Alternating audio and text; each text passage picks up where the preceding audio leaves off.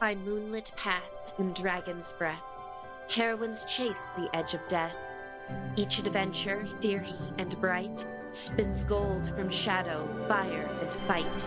We carve our stories, sharp and clear. We're meant to play. You're staying here.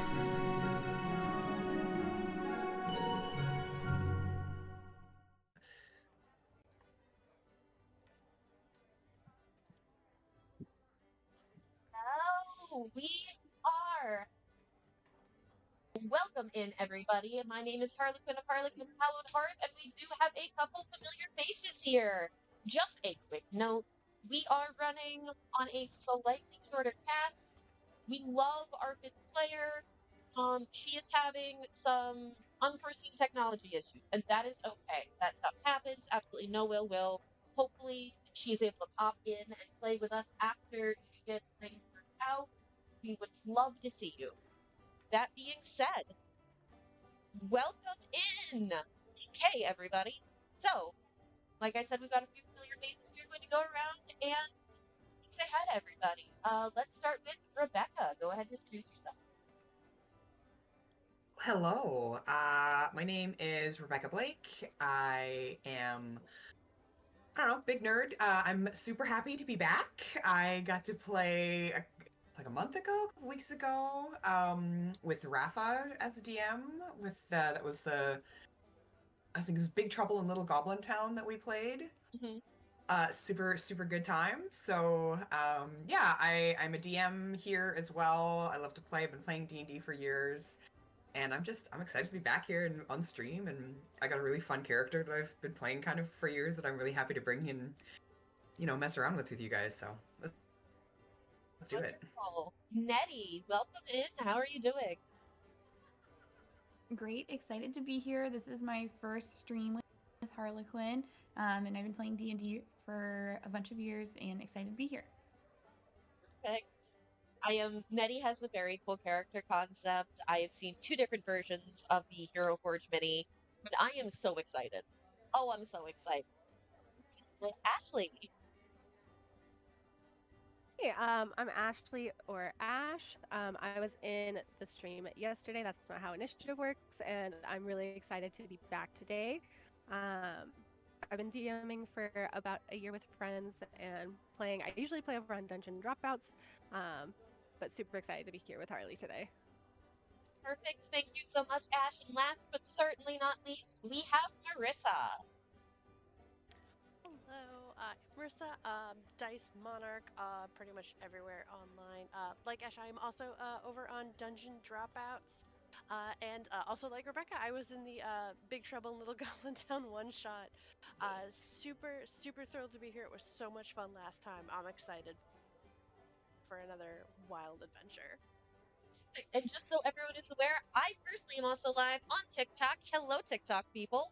For your knowledge, we are currently live on Twitch at twitch.tv/Harlequin's Hallowed Hearth. If you would like to watch the whole stream as opposed to just my view, please go ahead and hop on over there, and we will get you all taken care of. Being said, shall we move on with our adventure? Yes, we really helpful. If I grabbed the one-shot book too, that might help. For those Just a bit. who have not seen this book before, has a ton of traps and puzzles in it, but it also has 3 one-shots. And this is the book that we will be playing one-shots out of. So, absolute props to the original creators. When this drops on YouTube, I will make sure to put all of the information in the description.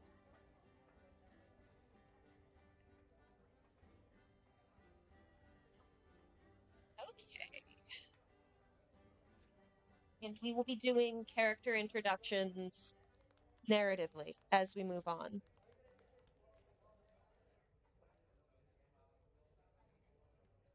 Inside the Melted Muse, Greyhollow's famed fondue pub, known far and wide for its massive cauldron, piping hot cheese, larger than an ancient dragon. The sound of merriment floating through the emerald green doors, which have been thrown open in the spirit of hospitality, filling the street with an alluring smell of the freshly melted cheese. Towering over this tavern is the town's most pristine building, the record hall known as the Scholarium, its glass domed roof glimmering in the sunlight.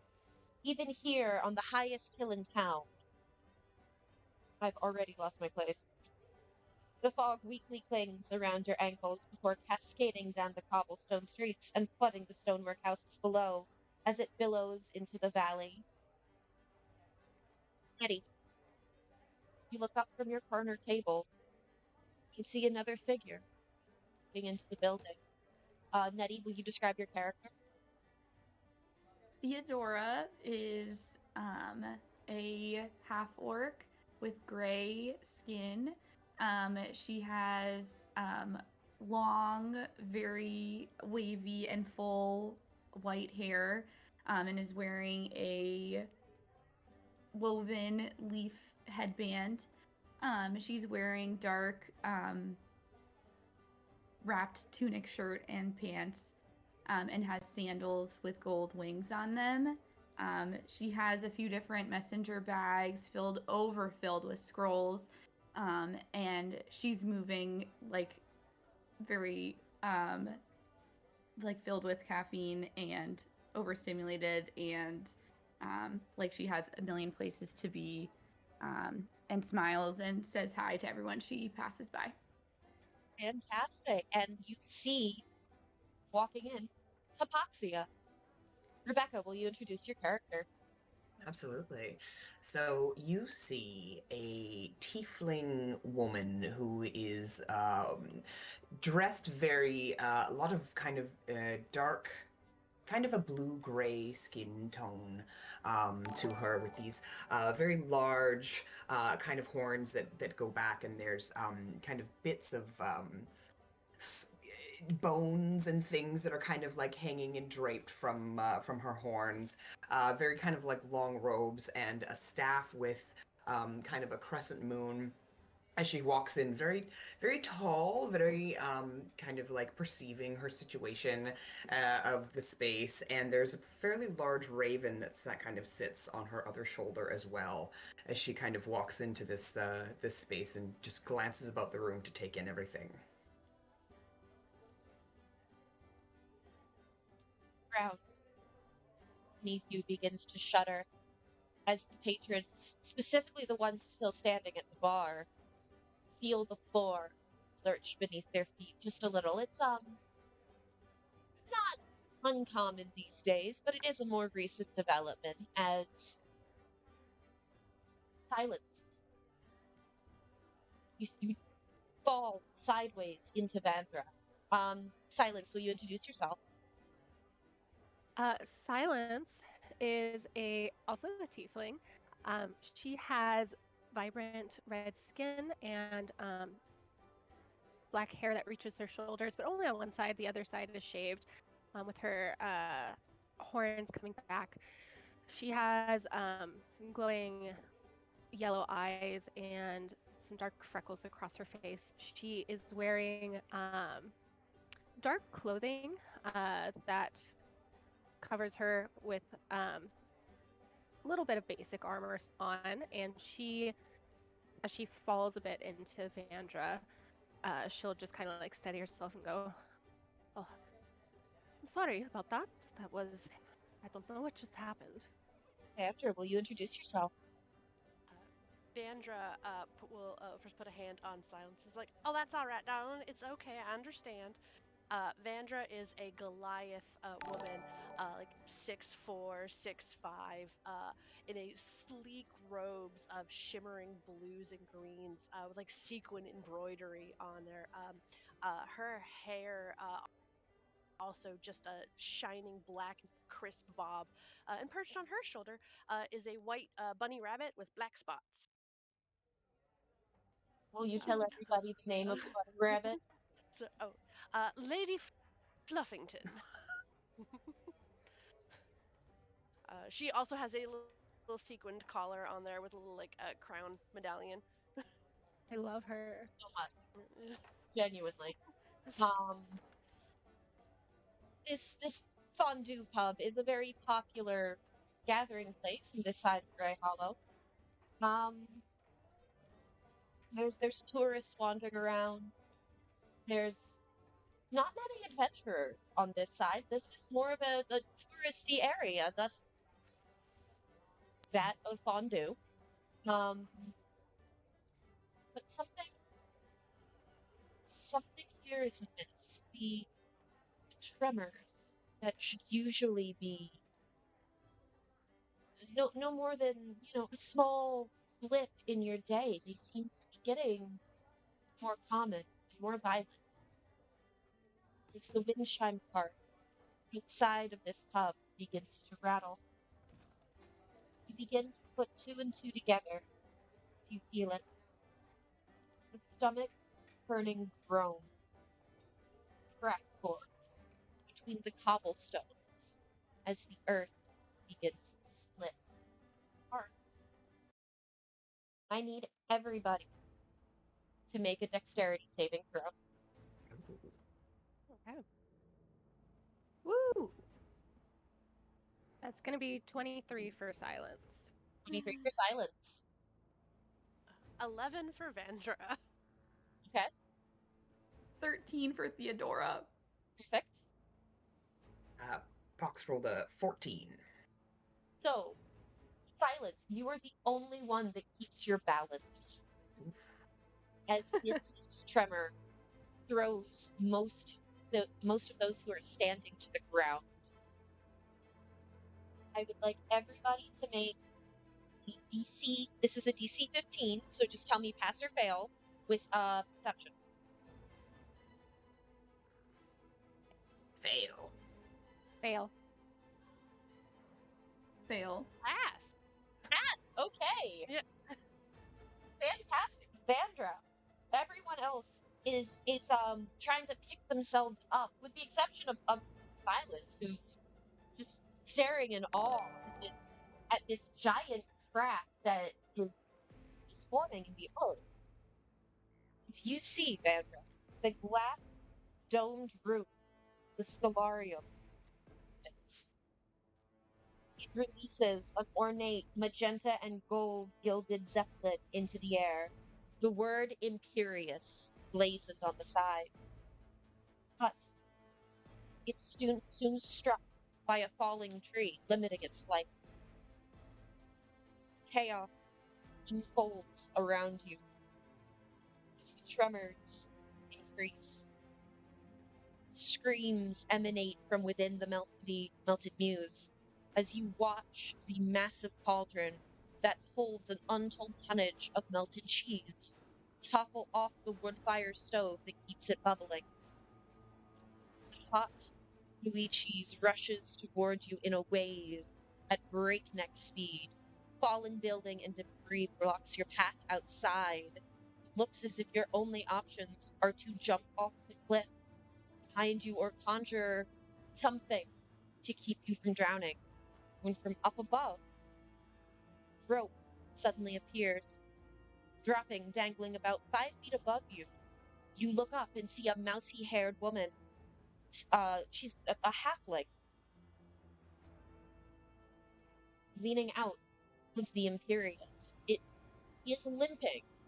The Imperious is still capable of flight. Imperious can't fly far, but she's safer than a hot cheese bat. Hurry! I'm aboard!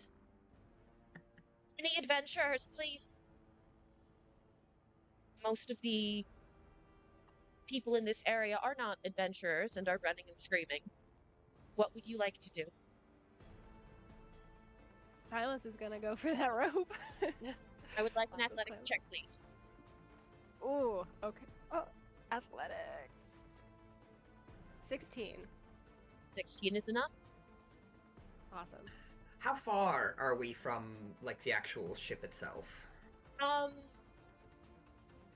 Like, how long is this rope that we climb? The rope's probably about 25 feet long. Which would put the Imperious about 30 feet off the ground. Perfect. Pox will just kind of snap her fingers, and it'll just be like smoke is just left as she misty steps up to the Imperius. Perfect. Uh, You do actually make it up there before silence. Yeah, just Um, snaps and she's up. Yeah, Vondra takes a moment to just mourn the loss of all that cheese. She's just like, no, oh no, the cheese. How will we recover? And then kind of sees silence climbing and sees Hypoxia, use magic and just be like, oh yeah, no, I ain't bothering with all that physicality.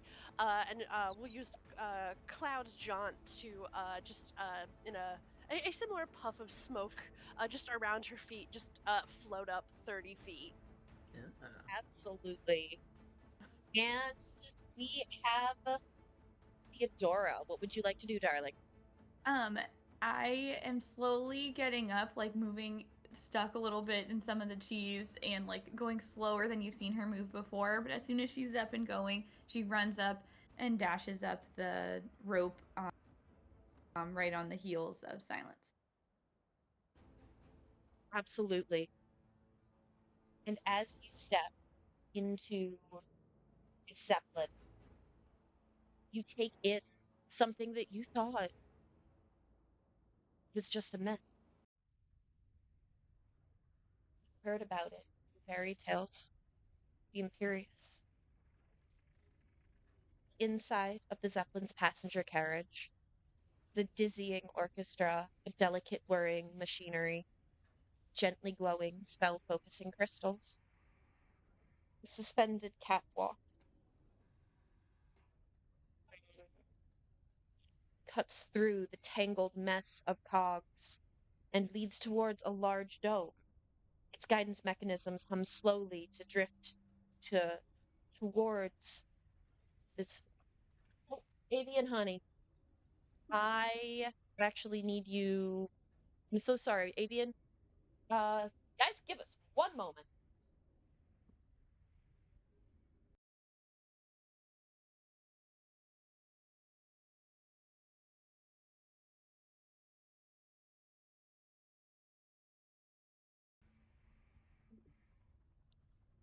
It did not work. We almost had our fifth player. That is okay.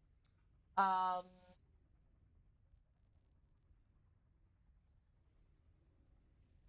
they are.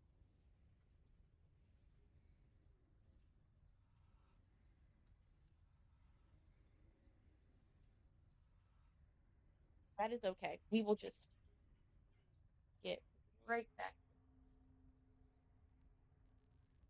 Um. Oh, I see what it did, Avian. I'm going to send Avian the link, and then we'll get right back to this.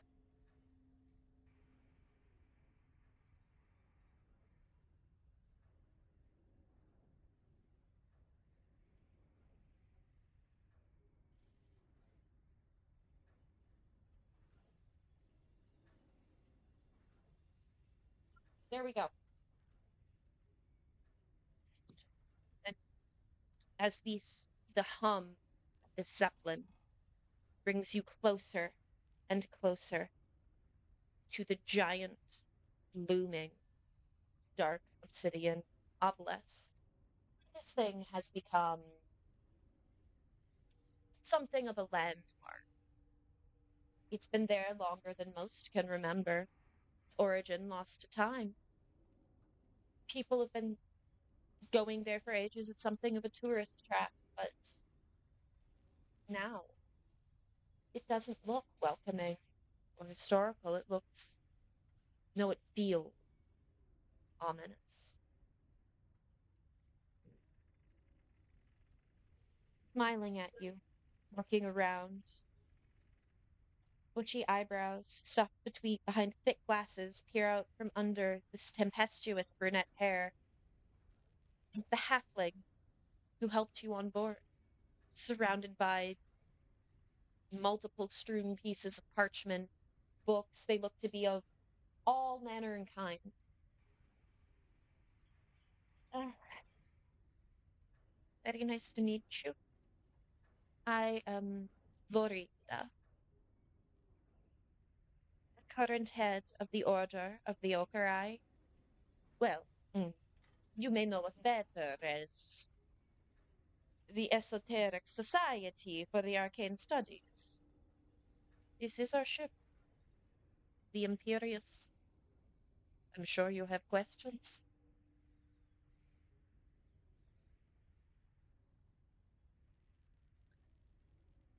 What Well, yes. what's the history of this obelisk that we, you know, it's a tourist trap, but like, what is its history that would have brought tourists here to begin with? Um, Give me a persuasion. She immediately looks understanding and uneasy simultaneously. Very curious. That was a garbage roll. That was 7. I'm putting this dice in the bag. It goes in the bag. Something I did forget to mention because of all the chaos when we were starting out. Everybody, welcome to Harlequin's Hallowed Hearth. We do run 2 different house rules here. There is one called the Fake Curses. Now, this is just, I'm a narrative DM. I don't want to stop you guys if you want to succeed at something. So that being said, if you don't succeed something you'd like to succeed, go ahead and take a Fake Curse. These are mostly fun little RP prompts.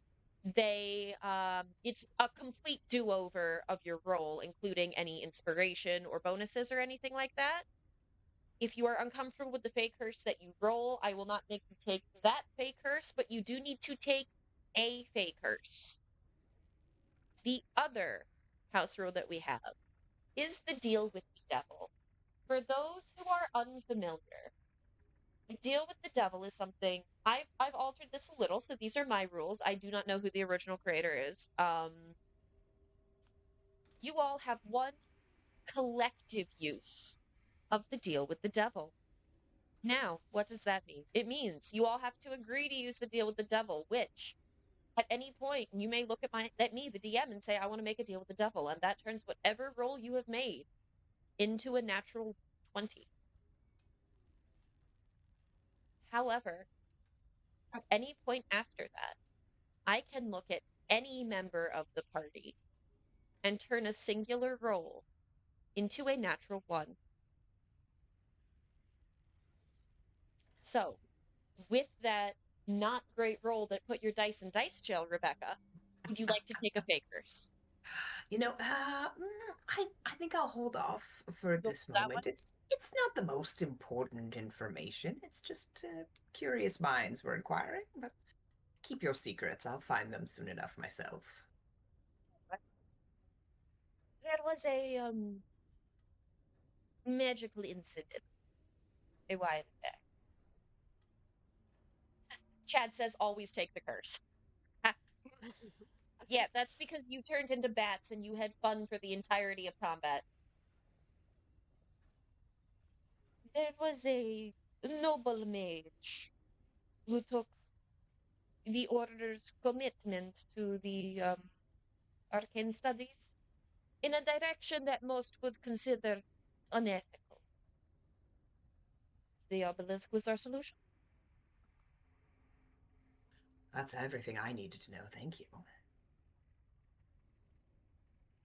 While Hypoxia is talking with the halfling, Silence is gonna try and like stealth around, try and get a better look up close at like the machinery and everything in here. Absolutely, go right ahead.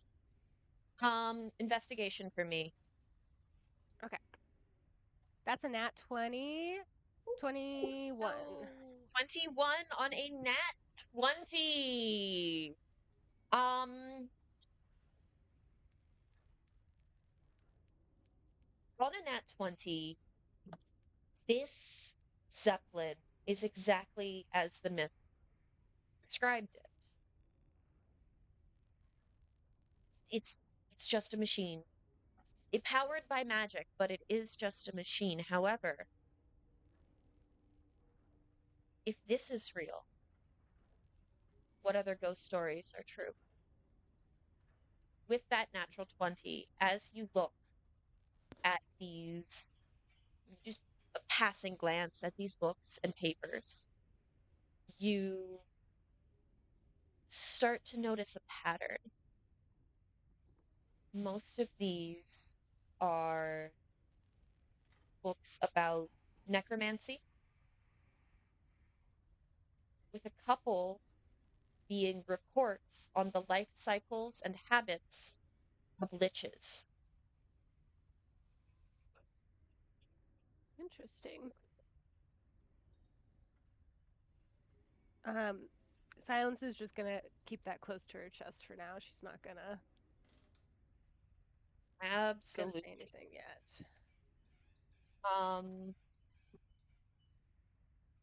This does bring something concerning into view, as you would know, all of you would know, that there is an event called Higher Up the Spire where locals and tourists alike compete to see who can climb the obelisk the highest.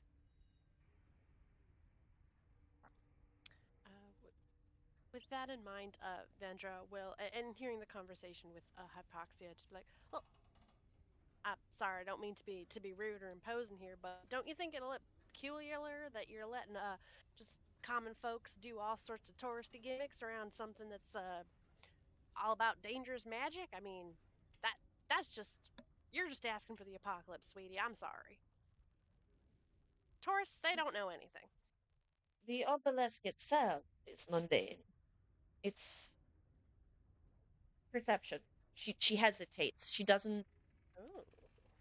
she's walking a line that she knows she's not supposed to be walking. That is a 17. 17 will do it.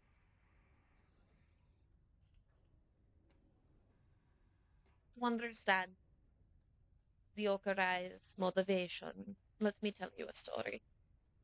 All this time, the Zeppelin is lazily drifting closer to this obelisk.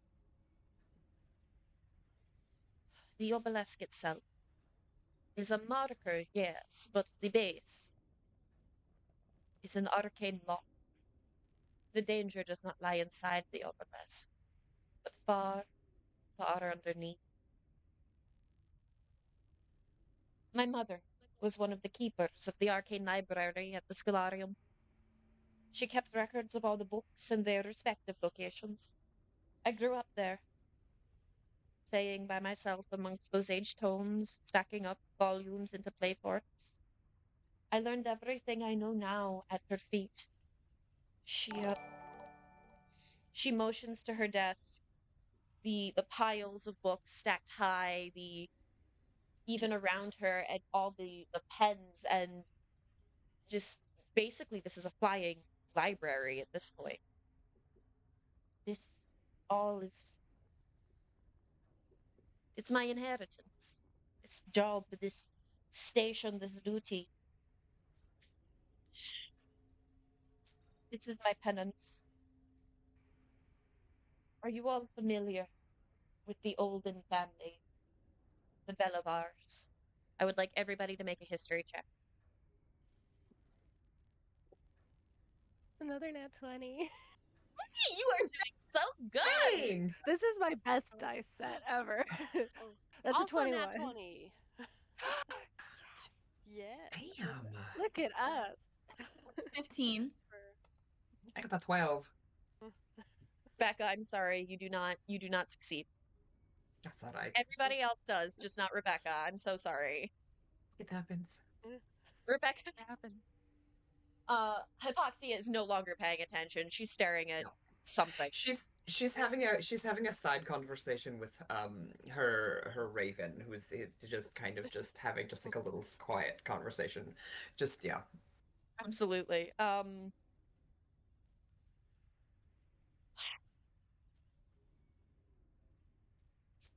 Everybody who passed, the Bellavars were an extremely powerful family. Now there was something that happened. Everyone thought it was just some social taboo that most people don't understand, but they did fall from prominence a bit about 600 years ago. They're still a very well-known name today, but instead of being like the Kennedys of their day, they're now more like the Kardashians. Um Are we all familiar with the Belivar name? Oh yes. Oh I've crud. heard of it, yes.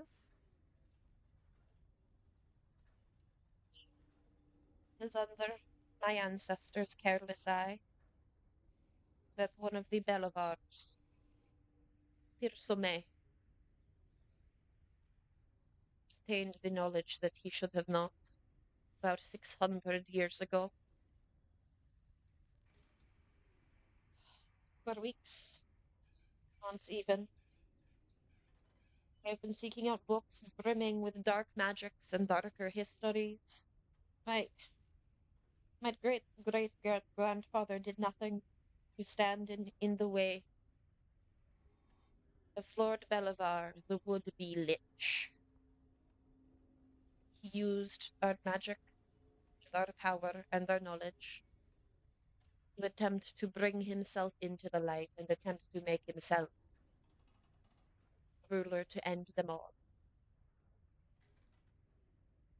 It was a sheer stroke of dumb luck. My ancestors and I were able to even stop him. It could have been avoided completely if my great grandfather had just done his due diligence, but we all pay for his negligence now. Not only my order as a whole, but me personally. Keeping Balavar's blighted existence sealed away is, well, it's the least I can do to restore a modicum of honor to my family. You understand why we keep this information under wraps. Greyhollow is, well, it thrives on tourism. If this were to get out, we would all be plunged into economic ruin. I can understand, but why have you decided to share this information with us? Because he threatens to get out. As you mentioned, like a lich, like Epoxy will just kind of like turn, like just like her hearing that kind of word, just like intriguing. Would be Lich King. We don't know specifically what has triggered this. We thought him powerless. We have trap upon trap in place to keep him locked, but something happened. We've been researching, we have been trying, and though we are close to finding a way to repair the seal, we fear he's closer to destroying it. All them little quakes and tremors. That's him trying to get out. Mm.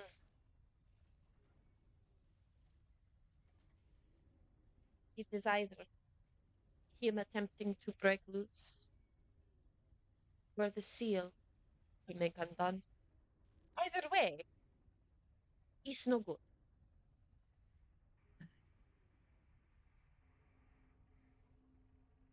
And as Ah, she says these last few words, shadow creeps over you. The air becomes cold and chill as you have arrived at the spire.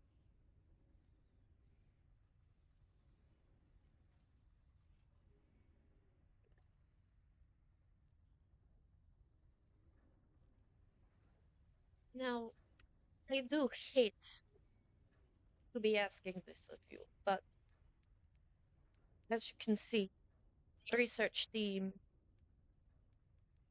well, we need to repair the Zepton. We do not have the manpower to spare now that we have taken a hit. Are you able to traverse inside the obelisk? We will give you items on loan from our armory. However, if you do not return them, it is a $200 fee. 200 gold fee. Am I clear? And oh, if we absolutely. return with them, what kind of compensation are we looking at? 100 gold each. So, Surely you could do better than that. Even 200 gold each. Well, I'm sure it's why underneath. Give me a persuasion.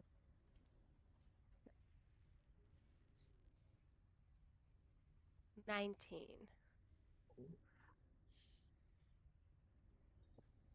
Well, it depends, little dear.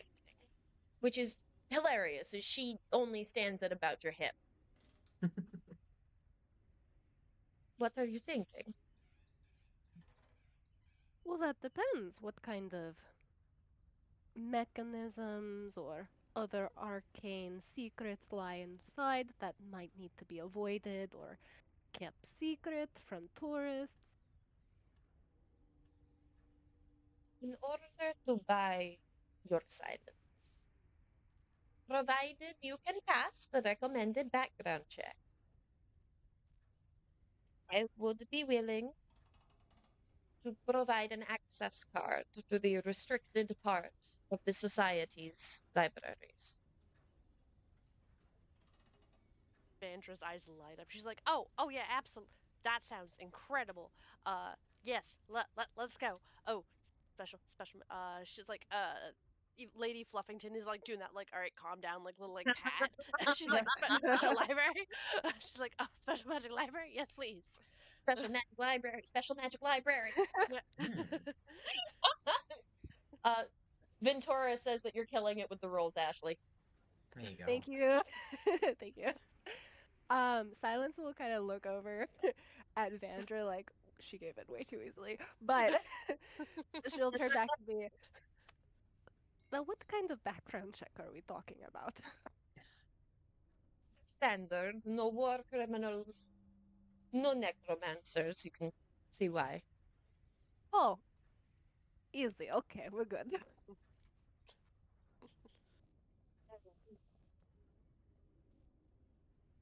I would like if anybody who wants to take an item on loan, as Lorita starts digging through what looks to be a regular chest, but upon further inspection seems to be a chest of holding. Anyone who would like to pull something, please roll a d20 for me. Absolutely.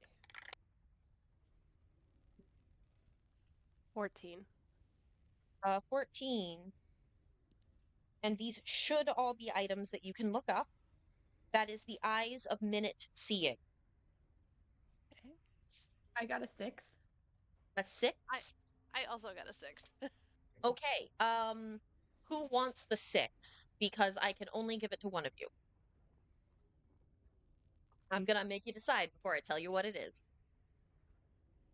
Rock, scissors, paper. Yeah. I'm got the good higher if you want to dex. have it. Sure. Okay. Nettie, you pull a necklace of fireball.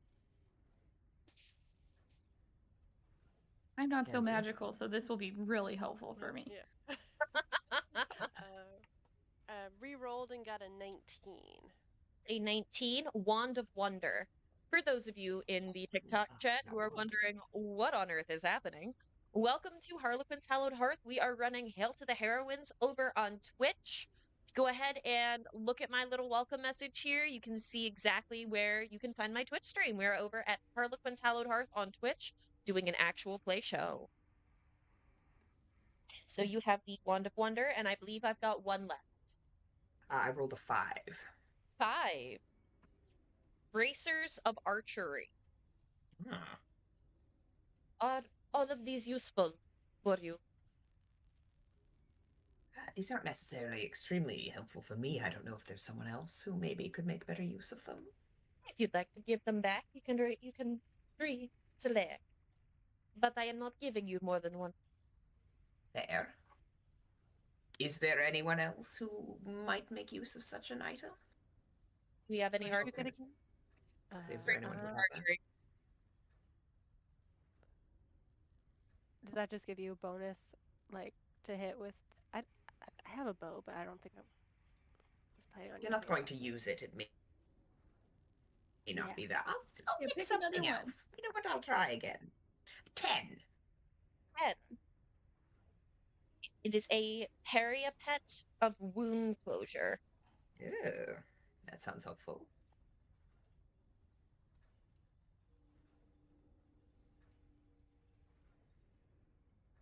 The longer you stand there, the more nervous Larita seems to grow. She does not enjoy being near something that she considers a mark of her family's failure.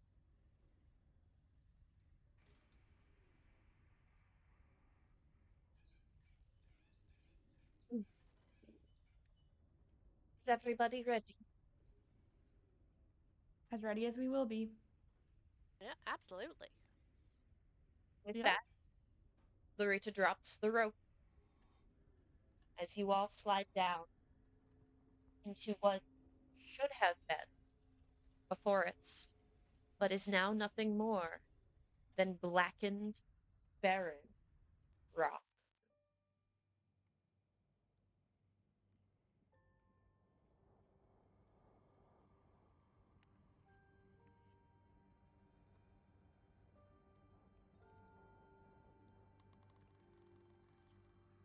As you descend the rope, it's clear that a storm is approaching. Steady wind shaking the trees and tossing the zeppelin off of its trajectory. You sway in the gust but manage to hang on. As your feet touch down, the ground is, well, not as rocky as you would have thought. There is a thick ooze coating it. Would like anybody who wants to try to figure out what this is to make a nature check.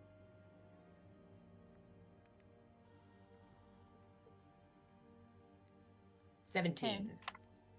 10. 17. This is not of any natural origin. It might not even be of an arcane one. You really can't tell. However, there is no mistaking the blood that coats the rocks. Is it fresh? Well, that's the thing. The color would say no, but the consistency would say yes. Oh, well, ain't that a distressing conundrum? Does it Getting smell all fresh? over my sandals. There is. Smell iron and. You can smell iron. You can smell everything you would suspect, but there's death hanging in the air.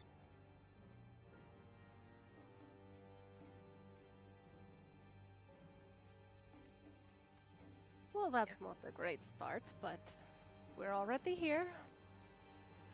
Pox will kind of like click her tongue and just kind of like watch your step as she kind of moves forward through the space. How far? Is there like a door in front of us or? You can make a perception check to find out. Ooh, all right. Ooh, that's a 10. That is 10. There is no door. Okay. But given the tremors, you can logically deduce that there may be another way in. You would just need to find it. Be just a crack in the world a little bit. Interesting. Did you send your raven around, see if there's any entrances anywhere?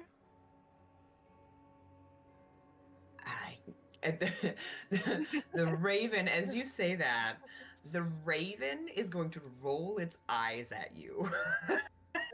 Just,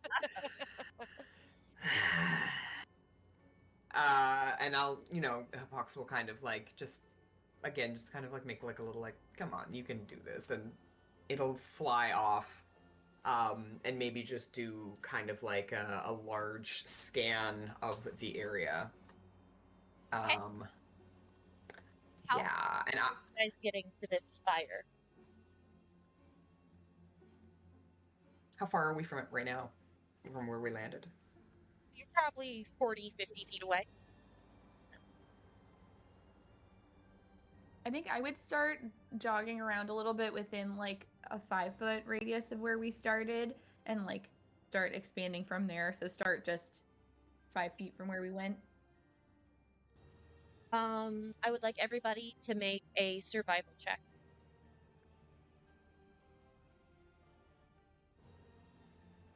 Rebecca, because you have your raven, go ahead and make that an advantage. Excellent. I got a 15. 15, Got a 19. 19. I got a 7. Rolls are wearing out. Oh no! 15. 15. Okay, so our 7 is the only one that fails. The rest of you notice that this blood is beginning to move. Would like everybody to roll for initiative. Yeah. Okay. Oh shit. 2 on the dice. Call Ziff Oh. back really quick. Just be like, get your ass back here. Okay. Where?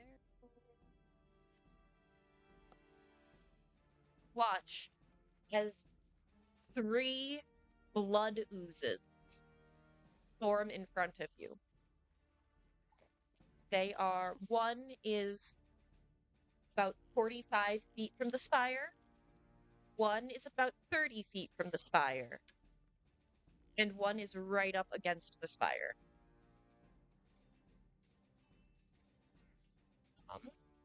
Can I ask what everybody rolled for their initiative? Did we get 15. 15? Did anyone do better than 20? Oh, okay. Here's an ooze. 15 to 19. 17. What was yours again? 15. 15? Okay, so that is going to be Rebecca and then Ashley.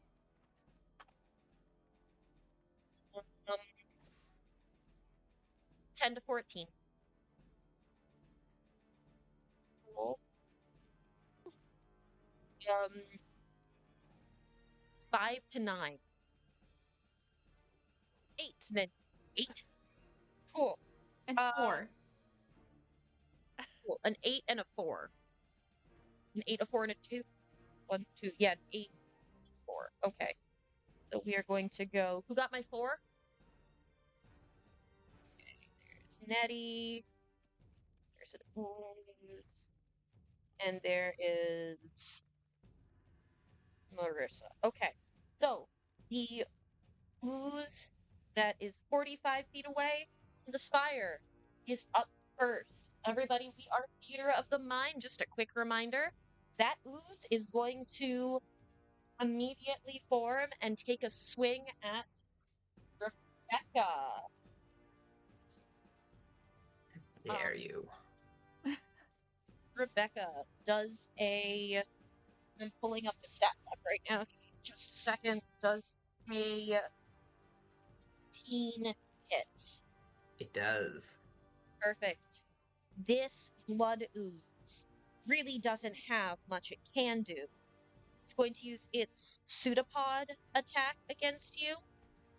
It's just 1d6 plus 1 bludgeoning. So that it is going to hit you for 7 damage. Rude. That is going to be 7 bludgeoning damage. And it is going to then start. It doesn't have much movement. It's got 10 feet of movement. It's very slow. So it's going to start, once it hits you, kind of trying to ooze its way towards Vanguard. That is its turn, and Rebecca, you are next. I am going to, whichever one is closest. Well, no, the one that just hit me, because how dare you? It's gonna be down either way. Okay, fantastic. She is just going to kind of have, like a moment with her, hands. She kind of like gathers this like kind of energy within her hands and unleashes an eldritch blast at this thing, because you who should. do you think that you are? Attacking me? That is, ooh, does a 13 hit? Yes, it does. Ooh, excellent. When we're high enough level that it doesn't just do nothing, it actually does something, which is nice. Where's my... Is it only 1d10 even at level 5? That doesn't seem right. No. It's 2. It is 2d10. Okay. Oh, 2 beams. Oh, I guess, okay, that's... So the first one will hit, and I'll roll another one. Ooh, that one's got a hit. That's a 25. Yes. Okay. How dare you? That is one is a 10 plus my charisma bonus for my eldritch evocation. So 13 hits for the first one, and the second one is a 2 plus 3, so plus 5, so 18 damage, force damage. Hey, To guess this what? ooze. You one-shot the bitch. Fuck you. You think that you can do that to me, and I'm not going to get back at you? You don't know who you're fucking with. As this ooze hits you for not even 10 damage, you haul off. Will you explain to me what it looks like as you eldritch blast this blood ooze as it's slowly trying to crawl away from you? Yeah. As she releases this kind of like energy that she's kind of like wound up between her hands and stuff like that, and extends, this kind of taloned, tiefling claw hand, this purple and black lightning kind of like shoots from her and just goes to the, almost like it gets absorbed by the ooze for a second, and then just like explodes internally from outside, and it just splatters everywhere. As this ooze is now deceased. This is just narrative. None of you will take damage, but anybody within 10 feet of this ooze, which I believe should be everybody, including you, Rebecca, does get absolutely just splattered in this gelatinous mess that used to be a sentient ooze. Worth it. Oh my goodness. Do not cross me. Okay. Actually, it's gonna be you. Okay, cool. So how far away are the other two ones again? One is right up on the spire at 5 feet from the spire, and one is 30 feet from the spire. And we are 40 feet away? Like 40, 45, yeah. Okay. I would like to use my bonus steady aim to give myself advantage on my next attack roll. And then I would like to use my psychic blade to do a ranged attack. And absolutely, go right ahead. Make that a sneak attack because it's at advantage. Yes, you should. Yes. Okay. So that's going to be to hit 20. 20? Yeah, that'll hit. Perfect. And then that's going to be 9 points of psychic damage, and then because it's a sneak attack... This is the one that's 30 feet from the spire, the one that's 5 feet yes, from the spire? The 30 feet away. The one closest to us. 9 psychic. Sorry, my cat's getting in the way. Okay. Sorry, bud. Okay. Oh, I'm honestly surprised mine hasn't made an appearance yet. Yeah, mine don't like it when I spend too much time in front of the computer, but what's she gonna do? Oh, no, they're monitoring your screen time! Yeah. They do. They'll be like, okay, come on, get up. Time to give me attention. That's going to be an extra 10 points of damage from the sneak attack. Ooh. You go ahead and you one-shot that one too. However, as you do, you notice that at about, 15 feet out from this spire, another ooze is beginning to form. Okay.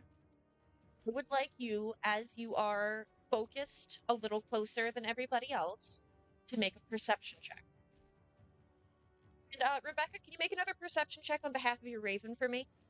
Absolutely. Is it still at advantage or? No, because this is Nope. only the raven, not you and the raven. Fair. Totally fair. This perception is a 15. Perception That's is a a 15. Yes. That's That's a 13. 13. The 15 will meets it beats it. The 13 is not quite enough. With a 15, you know that just past that ooze that's about 5 feet from the spire, there is a very small crack medium-sized creatures could probably squeeze into. Okay. She will kind of like in the heat of the battle and everything kind of like, point it out to everyone, be like, there's some kind of entrance over there. And with that, that ooze is dead. We are at Marissa. So looking at the bunch of oozes forming, Vandra's taking a moment to assess and like thinking and readying this big spell, and then sees that they're just exploding with one hit. And she's like, "Oh, well, save the panache for the finale." She's gonna try the Wand of Wonder, because those are very fun. So let's see So what you effect are we over get. in the TikTok chat. If you would like to tune in on Twitch, you can go ahead and see what we are doing. Marissa, what does your roll get us? Okay. So a 60-foot cylinder, if I can get that to get both of the oozes, a heavy downpour will fall on them. They are currently anything that they try to perceive outside of that will be lightly obscured. So Okay. they will have difficulty seeing anybody outside of the rain. Perfect. As there's just a storm cloud just over them, pouring on there. There is currently only one alive ooze. There's one ooze and then a second ooze forming. They are within 10 feet of within 10 feet of each other. So you do get both of them. Okay, great. So then, What is the plan as we move on to the only surviving ooze is up next. What is the plan for Nettie? That ooze is actually going to skip its turn using the dash action, which still only gives it 20 feet of movement. It is still not out of the rain cloud, but it's doing its best. Okay, so I run up and do a bunch of like extra circles as I run towards the remaining ooze and take 2 unarmed strikes, like backhanding it. Perfect. Can you go ahead and roll to attack for me? Just to make our lives easier, we are at an armor class of 8. These things are not very strong, guys. Okay, both hit. Both hit. Perfect. Roll damage. Woohoo. Wow. So 10 damage on one backhand and 5 damage on the other. This thing is struggling, but it is still up. We are up at 1 hit point left.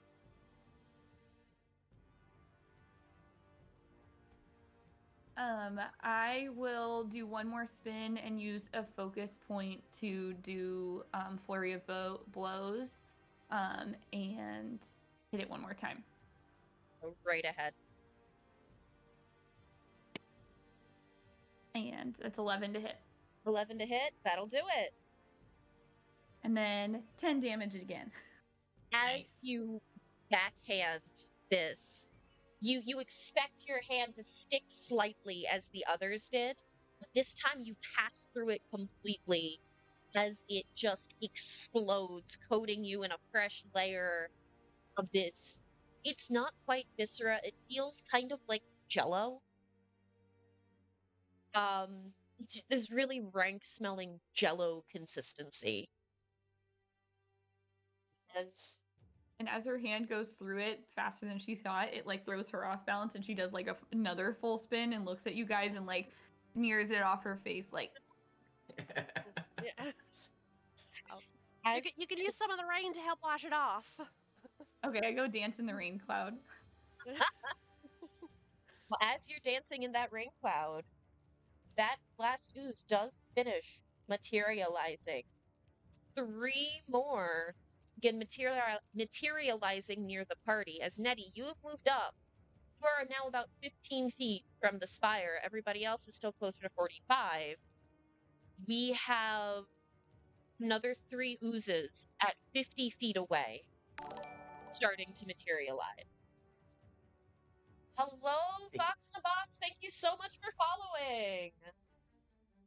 Woo-hoo.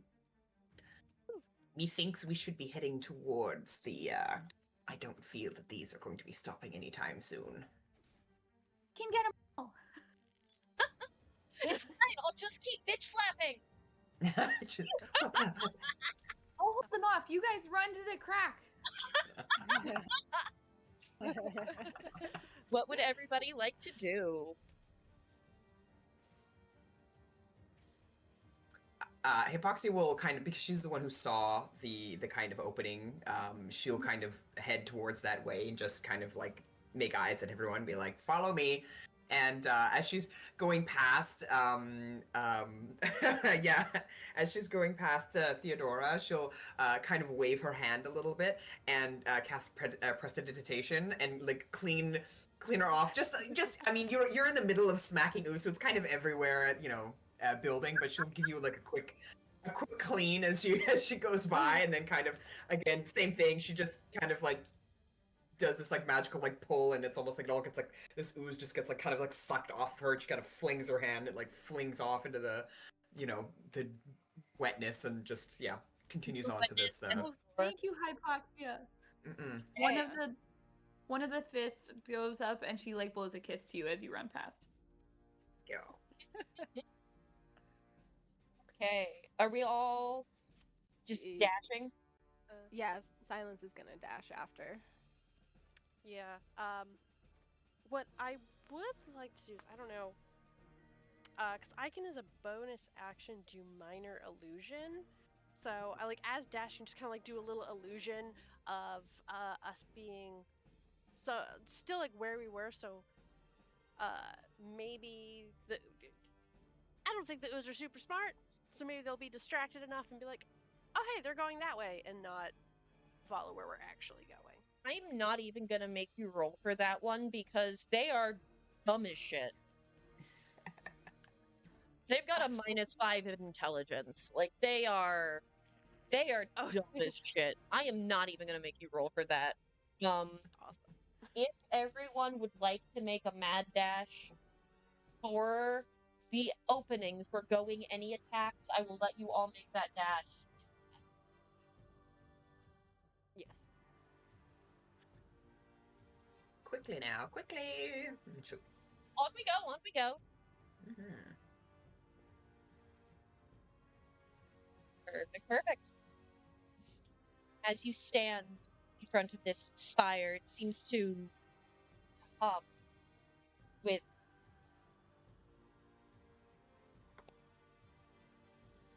this energy should be welcoming, but there's something ominous as you stand facing down something that, while you've been told it's constructed of obsidian, feels more like blackened bone.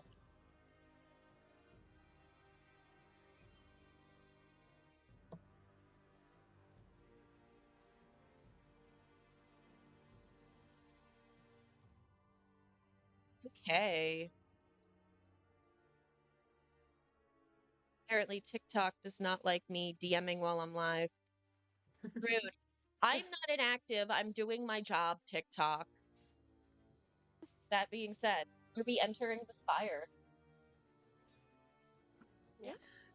Unless there's any kind of obvious obstruction or anything. Yeah. Here is Please it. on through.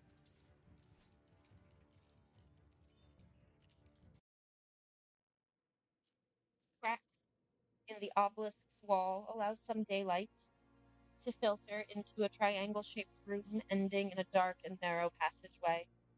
Stale, dead air permeates the obelisk, through the crack in the structure, creating an unsettling breeze that carries the stench of decay. You can tell from this distance that a cave-in has collapsed most of the hallway here, with rubble blocking the path. To your immediate left is an archway that leads into pitch black darkness. Along the arch, carved in a florid script, Dwarvish.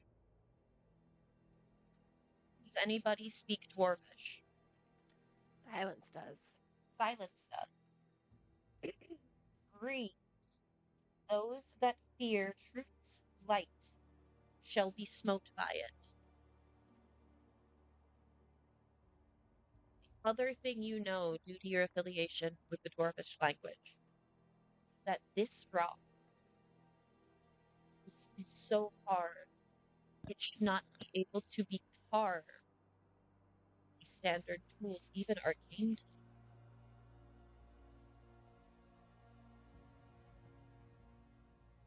Oh, this rock, which, by the way, should not have been able to be carved into. I'm not quite sure how they did that.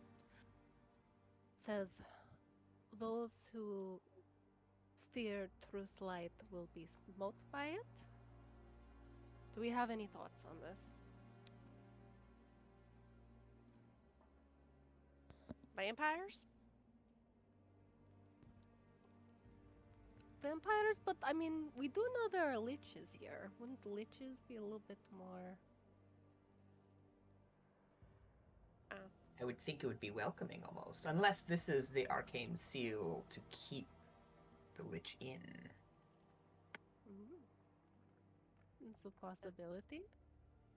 And it looks like this cave-in probably didn't help. That's true. What do you Did think the could have carved? Did the cave-in like break part of where this writing is at all? Like, is it cracked across? No, this cave-in is there look like there should be more rooms, possibly with more information on this lock, or possibly with tools or something. But that all looks to be blocked. Okay. With Um, my Did you with my something to say, Marissa? I was gonna say, if we have the time, I can do detect magic. To see if there's anything magical in here or in the, but within 30 feet, so that way maybe there's some magic in the carving or any magical traps. I am not going to stop you if you would like to do that. Are we good taking a little beat here for me to conduct some studies? Absolutely. Absolutely. All right. Yeah, Vandra will pull out her spell book and start going through, and will start doing detect magic. As Vandra's doing that, can I pull out from my messenger supplies a fresh piece of scroll and try to make an etching and see if there's any check I can make about how this message was left in the stone? Absolutely. If you'd like to make a check on that, I would ask for a nature check, please. Okay. 8. 8. It's rock. This is definitely a rock. It's not a boulder. It's a really nice It's a rock. I usually take my So messages on scrolls, not rocks, so I don't know what I was thinking, but Fair. It was worth a shot. Now we know it's a rock. Now we do know it is in fact a rock. It could have been an illusion. I will be very nice to you and say this is, for the most part, a mundane rock. Say silence. You mentioned that it's a very special kind of stone, or This is a stone with a hardness index that should be impossible to carve. Yet, it looks as though these words have been carved in by hand tools, even though that should be impossible, even by the highest dwarven standards. Yeah, it's really impossible to have carved this. I'm not sure what kind of freak of nature we're dealing with, but When I take my etching, does it, or like rubbing, does it come off on the paper like a normal carving would? Okay. It is really carved. while we're taking this little time away, is this enough time for like a short rest, or is this more just like a I'll give you guys a itty short bitty rest. time? Yeah, I'll give you a short rest. And with that, While we're I would like to check in. We are at about an hour and 10 minutes. Would we like to take a real life bio break? Get your snacks, do whatever you got to do. Are we good, or do Yeah. we want to take a quick break? I could take a quick pee. Cool. Yes. Everybody, I will still be here on TikTok. I will be chatting. We will be having fun. Twitch, we will be back in about 10 minutes. We are live once again on Twitch. For those watching just me on TikTok, we are Harlequin's Hallowed Hearth on Twitch. Wow, I'm blurry. Hello. Thank you for focusing, camera. Gotta love that. Okay, that being said, let's get back into it as the party has taken a short rest.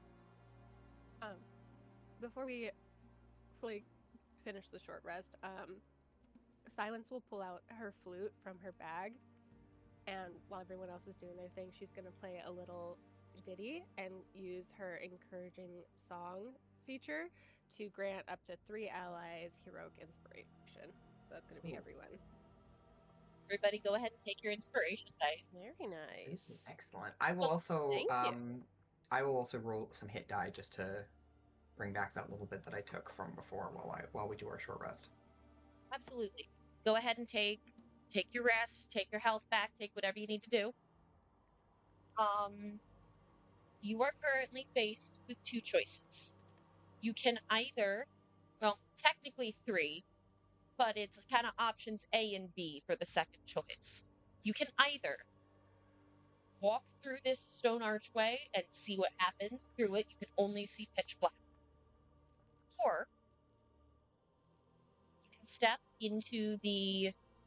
towards the rubble and either spend the equivalent of about 2 days manually moving it by hand, or see if you can find a magical way to move this rubble. So this rebel is blocking our path forward, essentially. For one direction, it has left you with one choice. So you can force it to give you that choice back, or you can go via the path of least resistance. Travis, hello, my darling Travis. We are actually live over on Twitch doing actual play. If you would like to shoot me a message, I would love to talk to you about coming on the show at some point.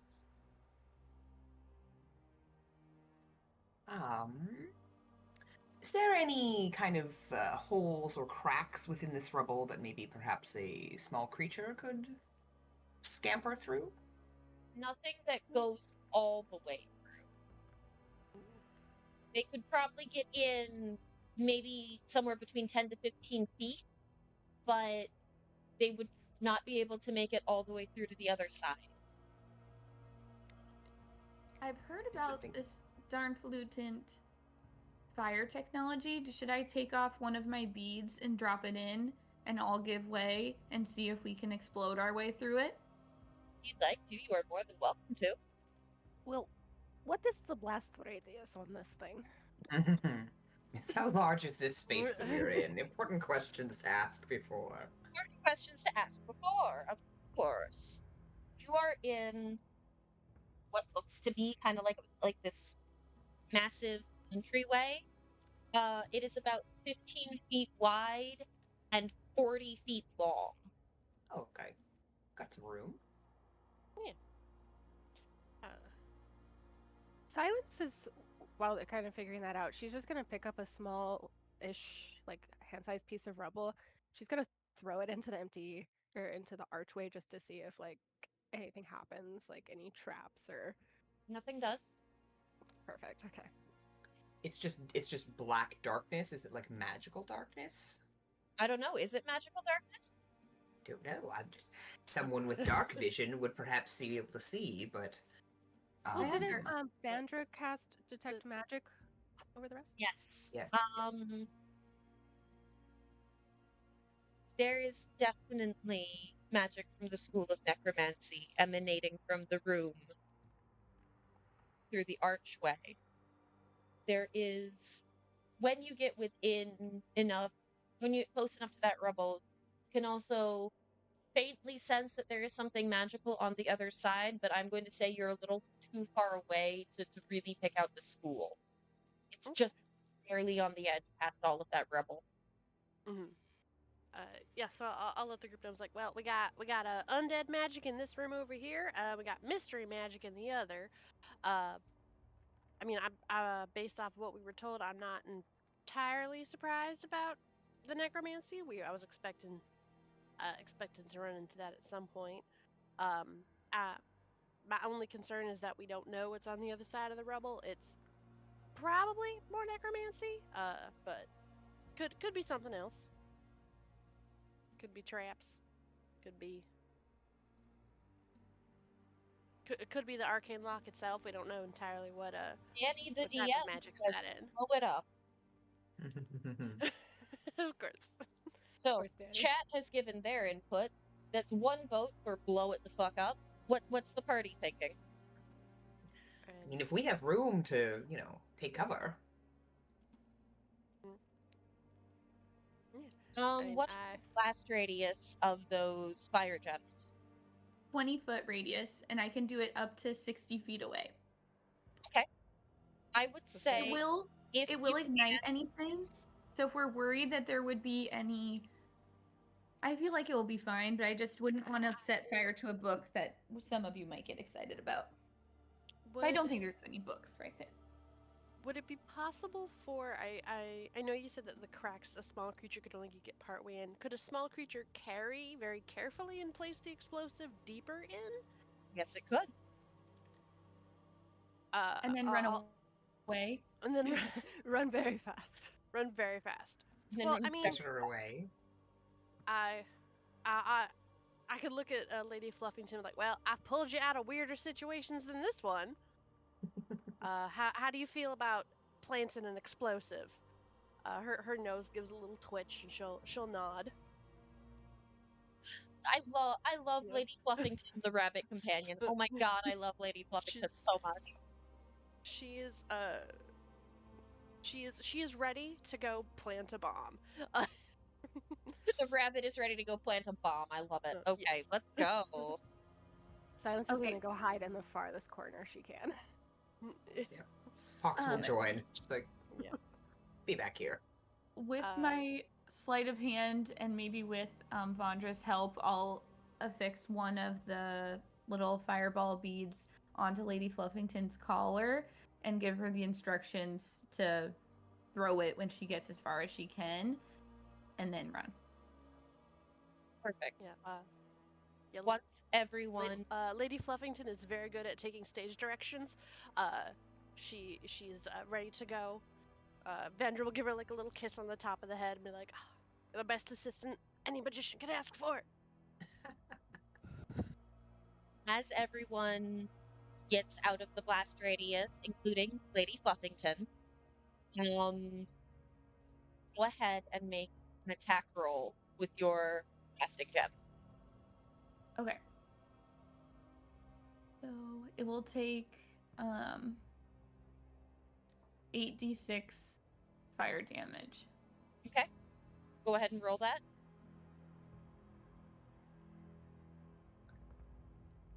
$86, damn.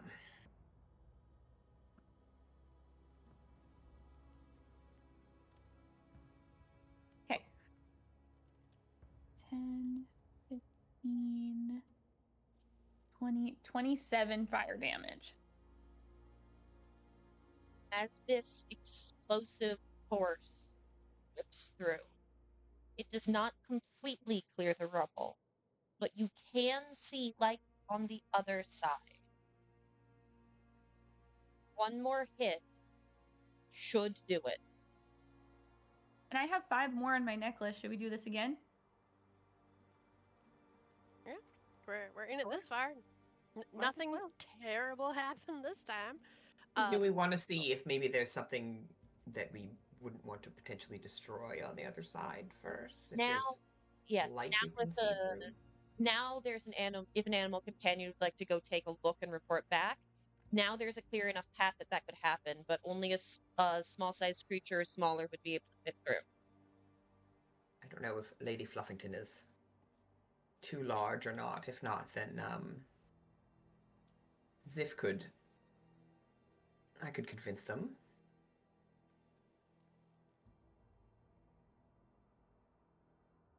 If the lady doesn't wish to. It's the I will have for just for a bit, like as the explosion happened, Lady Fluffington did that like slowly walk away while the explosion is happening behind you.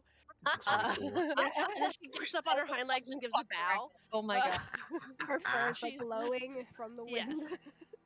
I love this so much. His Yeah. little shades like pop down out of nowhere. just a little poof.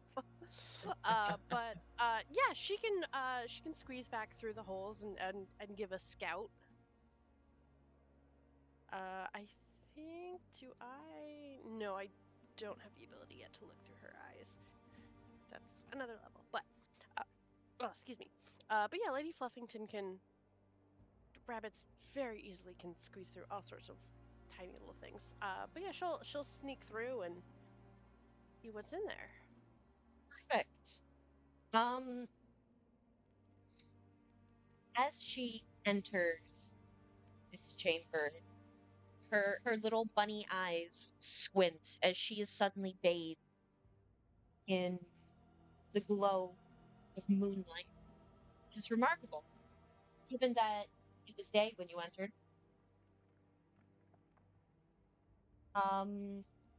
The floor and walls of this circular chamber are white marble, streaked with iridescent gray and lavender. An elaborate light fixture hangs from the ceiling, upon which, second glance, Lady Fluffington recognizes as a group of ornate mirrors suspended at an angle to reflect the moonlight and diffuse it throughout the room. Some of these mirrors also create a single shaft of focused moonlight, which forms a large circle on the wall opposite of the door. There is a circular pool of water in the middle of the room. Its surface is still and clear as glass. 2 3-foot-long hidden levers jut out of the water. The first lever has a white handle, and the second lever has a black handle. As the last of this detail is retained within Lady Fluffington's mind,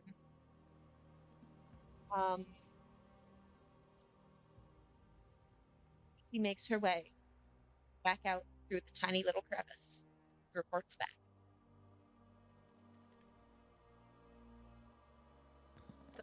So yeah, with that, Venge will relay every detail back to the group, making sure that Lady Fluffington gets plenty of treats for her good work, As she should. as she should. But it doesn't appear that chamber is posing any immediate danger to us. I think we're safe to go in. We'll just have to plant the next explosive delicately. We don't want to mess up whatever mechanism there is going on in there. Shatter any mirrors. No, 7 years bad luck. We don't want that. Mm-mm.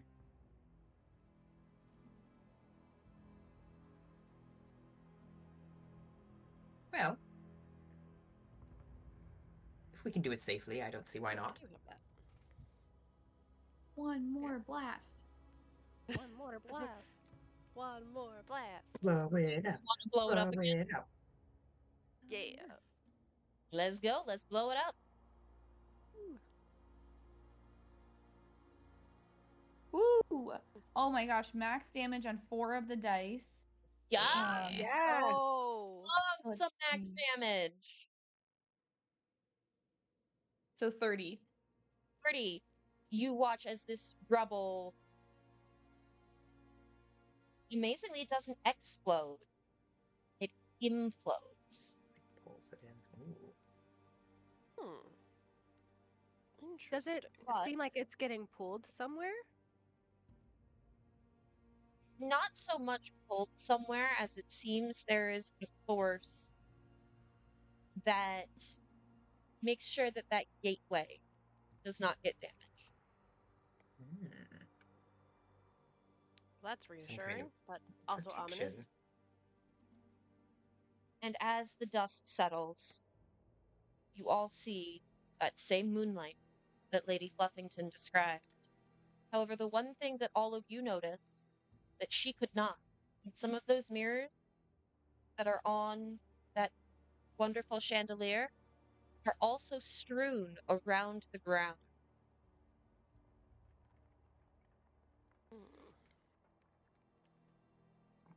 Does it look as if there are on this kind of contraption, this large, chandelier-looking thing? Does it look as perhaps there are some spots missing some mirrors? Are you walking into the room to check? I mean, slowly. Yes, cautiously, sure. Theodora's itching like she's going really fast, and then she sees you hesitating and backs up, but is kind of like Just running in her feet, like ready to go. Yeah. Is everybody stepping into the room? Yeah, Yeah. Andrew will go in. Yeah, Wait. Silence will kind of hang in the back behind everyone and just kind of slowly creep in. And Vandra, as you are the last person in, you stand there, taking everything in. You watch your party members slowly starting to investigate. And you feel some kind of magical force behind you spring into place, as there is now not a way out of this room, to your knowledge.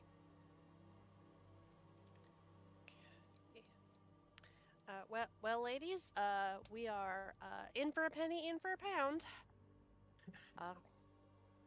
What are you talking about? I don't see any pennies. Like, oh, What's a penny? in for a copper. Yes, Oh, okay. understood. Yes. We're gonna 200 gold. It'll be fine. As soon as this force springs into place, every time one of you takes a step, the room begins to slowly rotate. As it does, this pool of water that is slightly off center begins to move right of this ray of moonlight that is being reflected down by the mirrors. Every step that we take forward. Any movement in any direction. Oh. Causes My next some question was things. going to be what happens if we step backwards. Does anything happen to the water when the moonlight stops shining on it? Not that you can tell at the moment. Do the levers change at all? They don't. Can I re-ask my original question, that if, now that we're kind of in and taking a closer look at this thing, does it look like there are any maybe spots that are missing a mirror? You said that there are mirrors kind of strewn about the ground as well. There are not any missing. They do match. Silence will go up to the closest mirror, and she's going to use her glasses of minute seeing to investigate one of the mirrors. Okay, go ahead and investigate for me. Okay, that's going to be at advantage. Mhm. Or wait, with the glasses. That's going to be an 18. With an 18, mirror is a mirror is a mirror. However, you notice something in the reflection of this mirror. Okay. Along the wall, about 90 degrees from the point with which you entered, there is a second door that is shut. On top of this door are 6 mounted gems. From left to right, they are purple, blue, green, yellow, orange, red.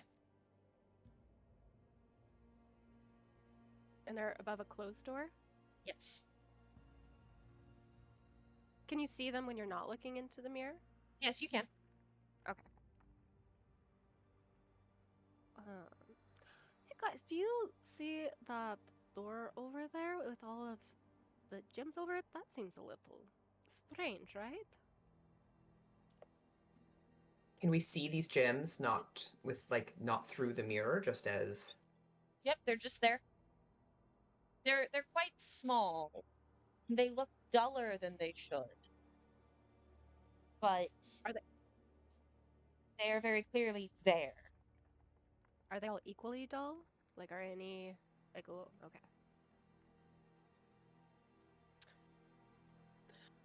I wonder, seeing how this contraption at first had specifically reflected the moon to kind of come down through the mirrors and reflect onto this pool, I'm curious if there is a way to maneuver these mirrors so that they might reflect the light of the moon onto these gems and see if something happens. I have a quick question. When Lady Fluffington went through, the room wasn't spinning or moving, was it? She was not large enough to make it move. Okay. That's what I thought. I had. I'm trying to think.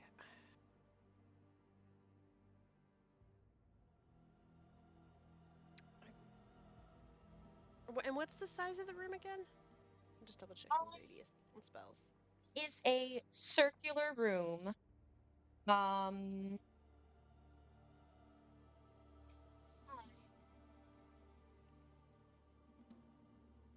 It is a circular room. I would hazard it's maybe a 60-foot diameter, so a 30-foot radius. If we need to do something with hers, I can send either Lady Fluffington or Hypoxia's Raven can go over and we can cast spells through them to try and interact with there. Just because I'm worried about moving too much and causing more spinning. Yeah. The door with the gems above it, does it have like a normal lock or is it just like a flat door? There is actually no doorknob and no lock. It is a flat wooden door. Had a feeling. Question: the rotation that we've noticed, the rotation that we've noticed of the mirrors as we've moved, is there a way to tell that if we continued moving, is it kind of like one circular path, or is it like kind of like off kilter? Like if we continue moving, is it going to realign itself to where it was? That's very easy to logic out. Yes, it would definitely realign itself. Okay. Currently part of the pool is still in moonlight, but both of the levers are in shadow. Silence would just like to experiment. She's gonna get down on the floor and spread her body out like army crawl style to more evenly distribute her weight just to see if it still moves when she does that. It does still move. Okay. Was worth a shot. Can I make a check to see if anyone looks like they're getting vertigo or getting any ill effects from the movement?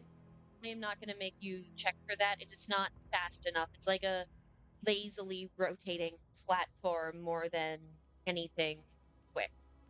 Okay. Let's just try moving the mirrors first. I can probably get at least 3 or 4, and I hold out all my limbs in different weird directions and try to reach them, balancing on one foot. Okay, if you would like to pick up a mirror, I am going to need a strength check from you. Are you guys cool with that? There's going to be We- specifically athletics, by the way. Perhaps can someone, I don't know how much help I can be. I'm not exactly the strongest, but if there's some aid that I can provide to maybe just ensure we don't break one of these mirrors, that would be lovely. Or I could do, if we want to pull a mirror, I could cast Mage Hand. Try that. I I also have cannot Mage help Hand. with anything physical. If it requires physicality, I could provide emotional support, and that's about it. And to be honest, Yeah. I'm very fast, but I'm not very strong. Yeah, I'm not very strong either. And How she'll heavy kind are of look these around at mirrors? everyone. Maybe it's smarter to do the mage hand first. It also won't trigger the steps or anything because it floats. True. I also have Mage Hand, so All the mage hands just go to get put to work. You know what? If we are using multiple mage hands, I will let you make this check at advantage. Whoever's using mage hand, everybody roll and we'll take the highest. Say, Oh, Vandra, why that's- don't you? You were the first one to do it, so why don't you make that roll? All right. Is it just with my spellcasting modifier or? This is an athletics check. Oh. Okay. At advantage. All right. Let's. Okay, we got a 10 first, and what is that? An 11. Neither are successful. Oh no! Does any No. Does it just not move? Like, is it too heavy, or? It is a bit too heavy. Yes. Hmm. Yeah, it's just kind of sitting there like I don't want to push it too much. I am terrified of breaking that thing. What if we break that and the lich pops out and no. I'm Understandable. I'm a tad concerned. Where's everybody standing in the room? This is a circular room? Mhm. Silence is going to be next to whichever mirror was closest when she walked in. Okay. I would like everybody to make a perception, please. Right. 18? Who got 19. 18, 19, 15. 19. 15. Uh, All of those pass. 3. Oh. Rebecca does not pass. Foxy is kind of like moved up to like the pool in the middle and trying to see if there's like a reflection in there, like a mirror, and she's really just kind of like fixing her hair, if anything. If you're specifically near the pool, go ahead and roll again for at advantage. Oh, okay. She's really just checking out her hair, making sure that her horns, are sitting nicely. Oh, that's much better. That's an 18. That'll pass. All There of you you go. notice Hypoxia first because you're closest. These levers. Well, they're a little different. The lever with the white handle seems to only have two possible positions. Either all the way forward or all the way back. However, the lever with the black handle seems to have 6 possible positions. It is currently resting what you feel would be position 1. Almost like a gear shift. There's also 6 gems above the door. Ooh, good kin. oh yeah. I wonder if they correlate. Are there any colors or any markings around the different positions that you can tell? They are labeled 1 through 6.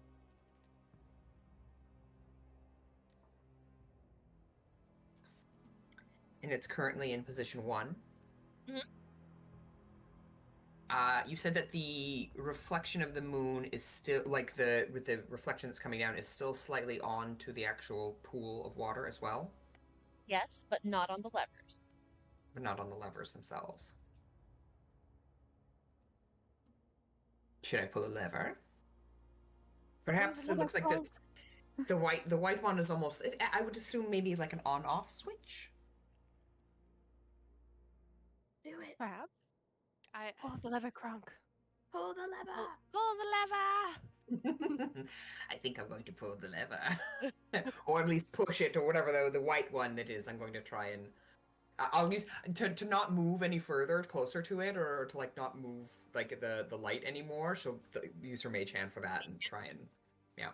It does move. It does click and won't quite completely go all the way, or it slowly moves back into its original position. Seems as if it's not quite there. It needs just a little more. There's something not quite aligned, perhaps.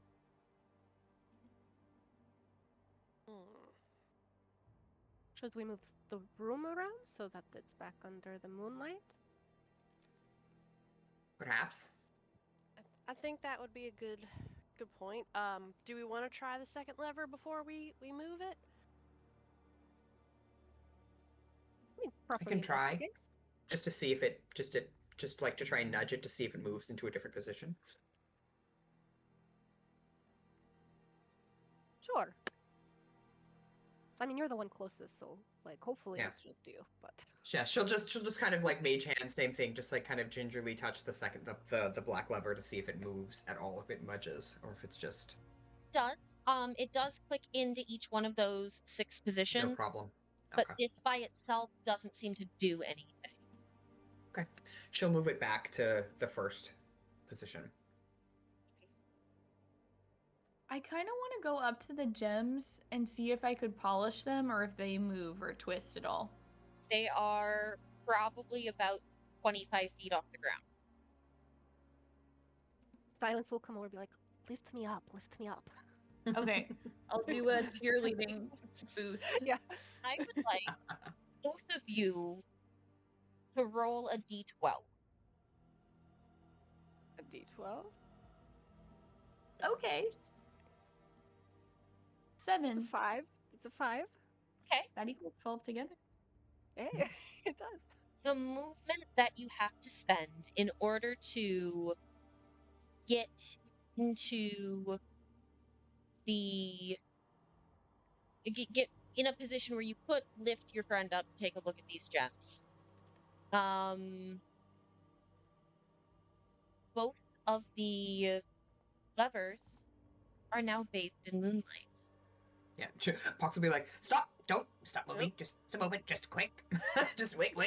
You see, Everybody like, freeze. Silas, she's just like, right up And there. And purple she'll- gem begins to glow. Which Oh, one? you guys, it's glowing. Purple The gem. purple one, the first one. The purple one is glowing. Which one is the second lever in? What Can I? position is it? Yeah, was it? I like the lever. Can I try and push the white lever forward now that gem is starting to move? Yeah. Does it go into space? Does it go into the place properly? Does. Ooh. Ooh. And this door opens. However, behind it, it's more rubble. It looks like whatever was behind that door did also cave in. I Annoying. like finger the Oh. bulbs on my necklace. We still have 3 left. Well, but That's if true. there's this much rubble, what happens later on if we come across more and we use up all of the gems? Those could be handy in an escape if needed. Yeah, and we can try other lever positions, see if the door does something different. It might be a portal of some sort. Might Maybe just it have to opens find the right multiple doors. combination. Yeah, that's what I'm thinking. We might just have to find the door that has no rubble. Well, can we move the second lever into a different position? Yes, Do you I'd move like to try and do that. lever with the black handle? Are you Yes, moving to position. 2, 3, 4, 5, or 6? I would guess number 2. We'll just try it. Go in sequential order. Process of elimination. Purple gem dims as the blue gem illuminates.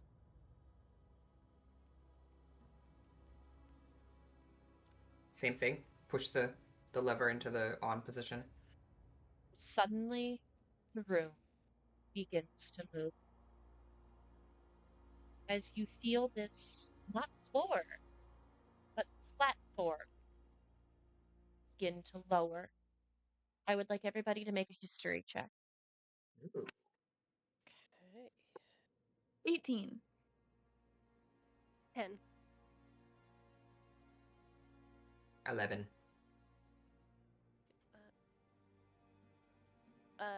7. 18. Marita's voice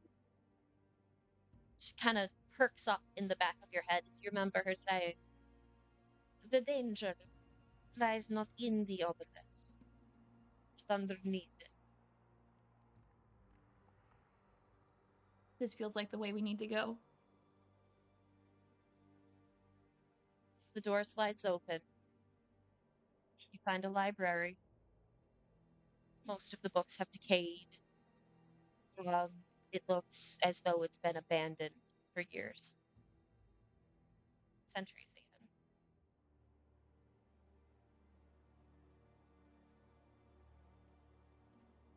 I'm very curious about what could be in this library. Yeah. As am I. Terrible that they don't take good care of their books there, but I would like to see if we can learn anything. Although, is moving still going to cause the moonlight to shift? We gotta be careful about that. Well, Mm. I'm on top of a Theodora right in front of the door. I could just hop in, take a brief look through, maybe toss out anything you guys want. Sure. Go ahead And make I'll send. acrobatics. I would also like to send Ziff, my raven, kind of flying in to follow. Absolutely, go right ahead. Yeah. That's Lady a Fluffington will come in too. 16 on acrobatics. Make it. Sweet. Okay. So Silence will pop off and like do like a little roll into the library. Room is a room is a room. It doesn't look like much. If you would like to perception to see, or investigate, I should say, to see kind of what there is, Rebecca, I would love you to roll on behalf of your raven as well. Please. That for investigation is only going to be an 11. Okay. It's a room full of old crap. 17.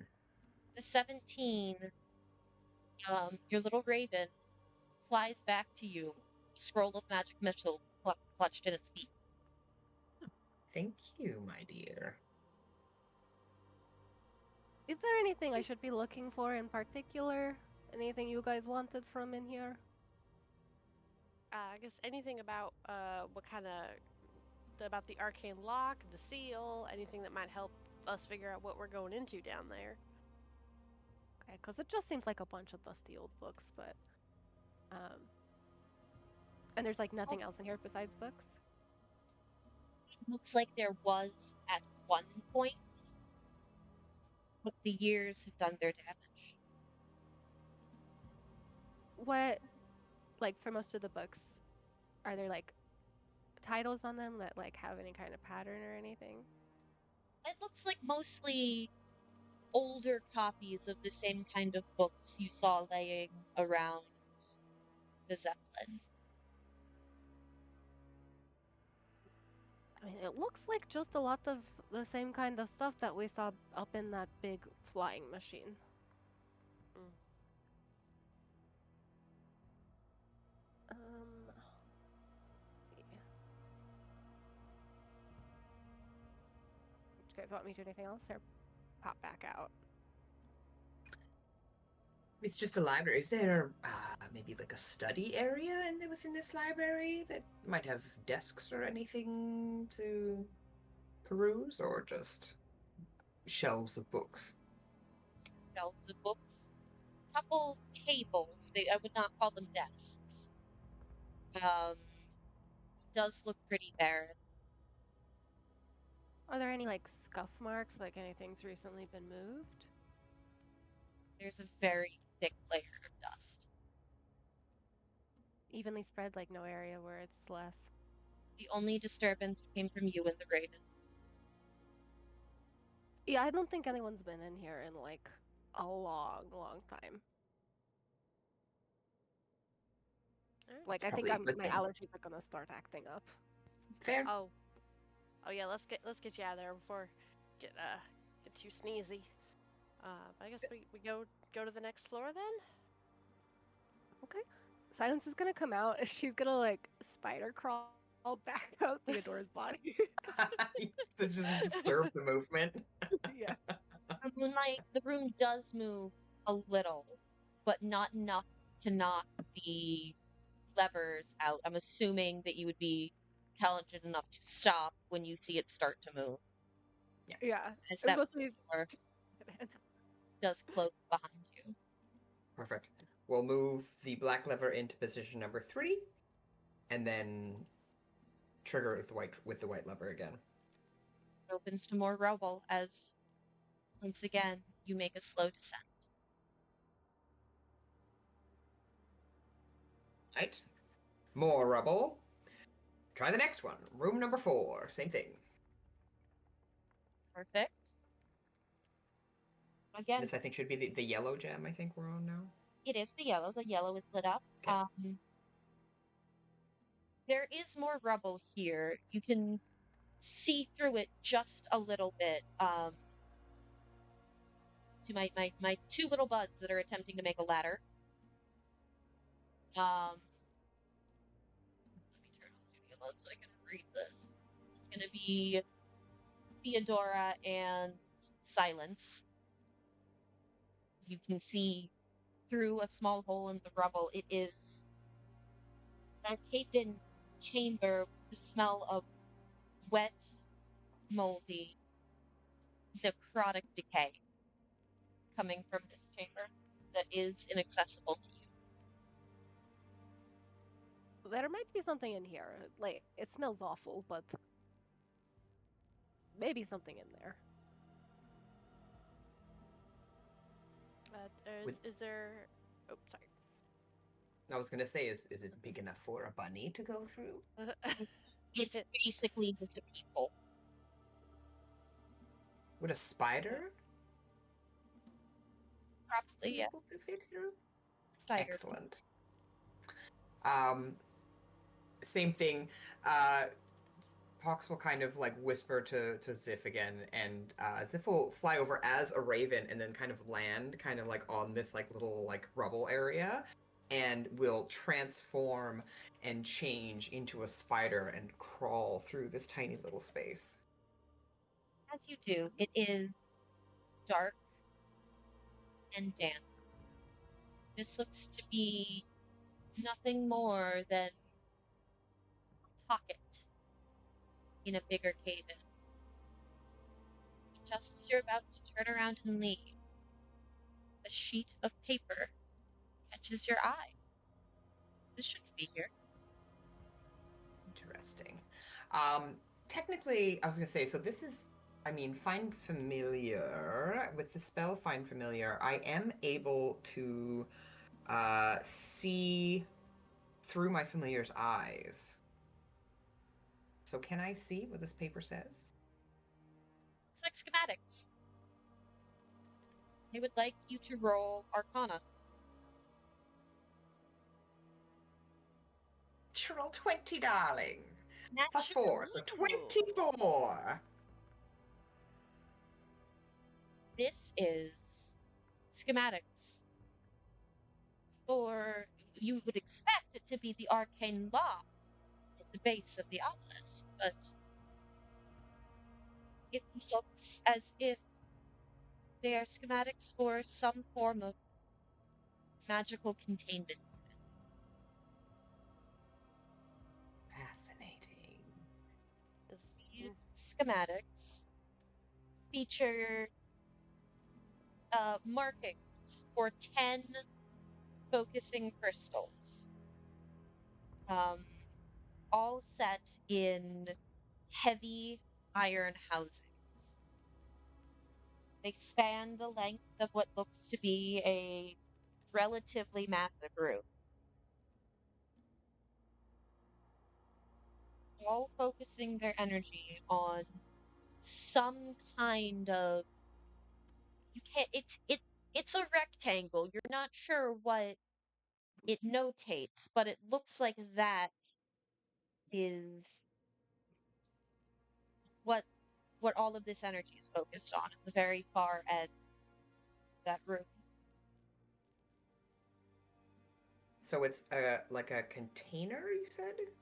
Schematics for like a container, which would be like a large room that has some kind of an energy focus at the end of it. Containment unit, yes. Containment unit, okay. I would like to.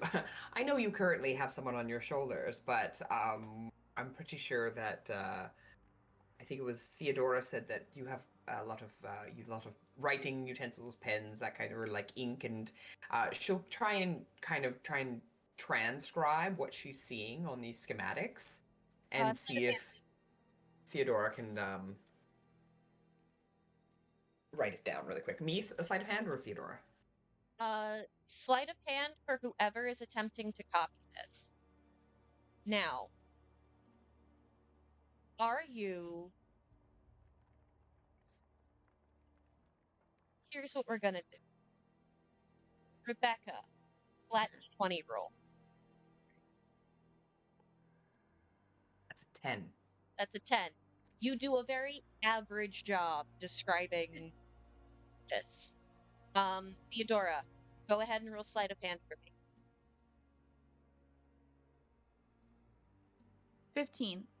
With a 15. It's not identical. There are several errors, but it is enough to get the basic picture across. I'm happy with that. Excellent. There's nothing else in the room that seems kind of like out of place. Really quick, just this odd piece of paper. Would be generous to call this a room. It looks like this led into something larger at some point. Right. But this is more like a pocket in a larger haven. Right. All right. Fine. She'll recall Ziff back, and he'll kind of spider his way back through this tiny little hole, and kind of with again switch back. Raven form is really their favorite, and we'll switch back to Raven and fly back to me really quick. Absolutely. Vandra's kind of watching that, impressed, and kind of looks at Lady Fluffington's like, we need to find a way to get you to do that. That will take not as long as an hour. One more, actually. Yeah, I'm gonna do that. Rebecca, one more perception for me, please. Just flat. Sure. Perception 13. Okay, thank you. Hello, Ian. Welcome in. Yeah. Poxy will kind of look at Vandra and just kind of just wink and be like, imps have their uses, as annoying as they can be. And she's like, yep. She kind of, but then like kind of has a like a nod of respect to Ziff for the show, but then like gives like a couple little ear scritches to Lady Fluffington. She's like, you're perfect just the way you are. I'm sorry. Lady Fluffington is beautiful. Probably listens much better than this one does. It's like, she it is taking quite a lot of work for us to get there. She is when she doesn't like something, she lets you know. But Lady Fluffington will give you like a little happy little ear twitch. Beautiful. All right. Will we keep going on to the next room, I guess? Mm-hmm. Yeah. Excellent. Yeah. Why not? Okay. Shift the black lever into position number 5, which should hopefully, I think, do the orange gem, and same thing. Orange gem does light up, but there is something jamming the door from opening. Have these doors been opening outward? It's been kind of sliding. Oh, okay.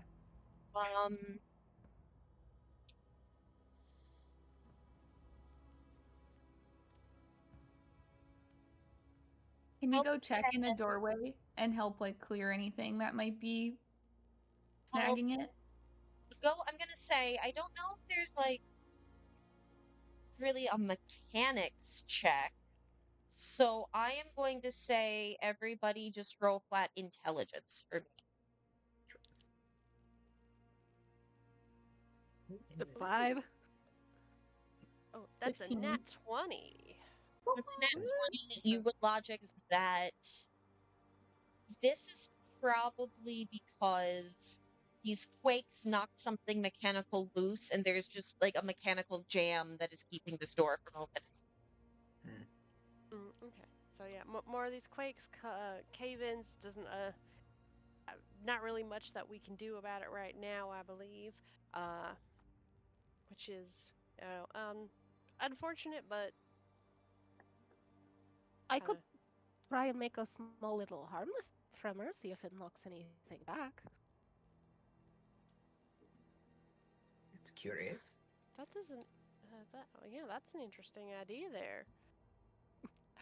If it just yeah, I would Like just one of try to those figure out what vendors machines, the vendors machines that you give it a smack and sometimes yeah, it'll snag open. it back in. Exactly. Yeah. Like I when you understand. go We to just the gotta market and something doesn't come out, you just give it a couple smacks. Those new automated machine vendors. I've the market people. Yes, I've seen them. Yeah. we The just gotta make sure artificers that we're have really been putting in their work. yes. We just gotta make sure we're smacking the right part of the machine. We don't want to, get it stuck behind something else and then True. Well, it's up to you guys, but it's something we could try. I mean, I say go for it. Hit it. Okay. She's gonna like crack her hands, but then she's just gonna cast thaumaturgy and use the tremors feature to make harmless tremors on the ground for 1 minute. I would like you to roll a sleight of hand for me, please. Ooh, okay. 13. There is a very large plank. It seems you have done your job just a little too well. The door does slide open, but only about halfway before jamming and sliding closed again. Can we see Um, when it's open for that half moment what's in there? it looked very much, from what you could see, like that same pocket that you saw before. I could try again. We cast it again. At this point, it seems that the door requires a great amount of mechanical repair before this floor is accessible again. Fair. Shall we check out the sixth I was and gonna say final? one last door. Well, or when it opens, you said it opened like halfway. You want to jump in? Well, not me, but like maybe the crow, maybe you Raven. This could fly in and then fly back out, right? Sure. I have no issue with that. Is that enough? I was gonna say when the door opens, like, is it just like a really quick like shush shush, or is it like kind of like a slow move and then? Was pretty fast, and while quick. Lady Raven could make it, it is not guaranteeable that you would be able to open it on command every time. Don't know if I trust this one quite that well, and as much as I don't have a problem having to resummon my friend, they do kind of get crankier and crankier every time I do it, so That's fair. maybe not the risk we want right now. As you look up, you are currently 5 stories down this massive circular hole that is, as you would know it, an elevator. Right? Or left. Onward we go. Onward we go. Same thing. Shift it to the very last slot, the 6th. Hit the lever. Pull the lever. The door opens to reveal a long, cathedral-like room There are murals painted on the walls, and 10 large focusing crystals line either side of the room, 2 of which have been shaken loose from their housing structures and are strewn about the floor. At the end of this chamber, full of coffins and various states of disrepair, is a large sarcophagus. Beyond it, a throne of bone. Sitting on the edge is a gaunt man, all knees and elbows, drinking out of a silver goblet. He peers at you through a curtain of stringy hair, his green eyes glimmering with an unearthly light. Ah, yes, my saviors. Thank you for securing my exit from this wretched place. I've been trying for decades to figure out a way out of that cursed contraption. Earthquakes. Gotta love. Of course. If it weren't for the chance thunderstorm, a bit of lightning I managed to divert from its path, who knows how long I would have had been trapped in this purgatory. You did come to save me, correct? Pledge your service to me in return for eternal life. Or am I going to have to kill the whole ballsy lot of you? As you stand before the would-be lich, Lord Belapar. Ruh-roh.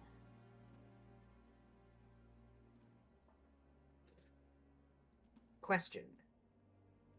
Not to the lich, to the DM. Yes. Um, this large, long room, 10 focusing crystals. This is kind of look like the schematic that we just It were looking at. is, isn't it? And you said that there are 2 crystal focuses that are kind of knocked loose on the ground. Mhm. I'm curious.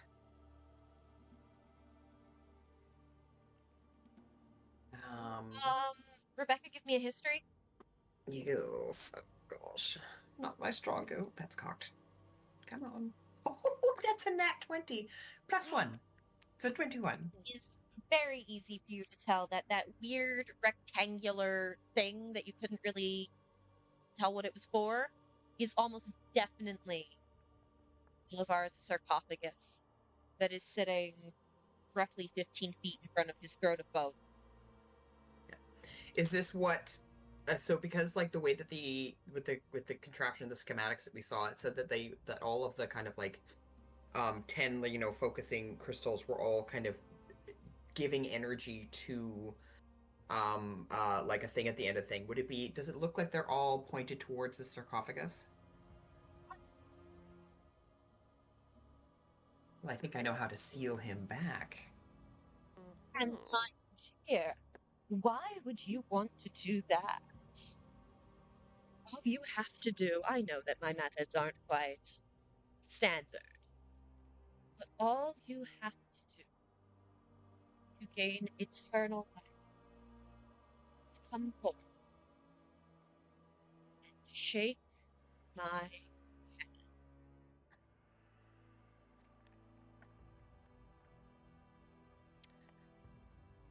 Hypoxia will kind of like smirk and chuckle a little bit, and like, I mean, he's like 40 feet down. This, like you said, it was like a good like 40 feet kind of, I think, this container, contraption, whatever room, and just be like tempted to just like close the door, and just to, like press the lever back, like, maybe not, and close the lever.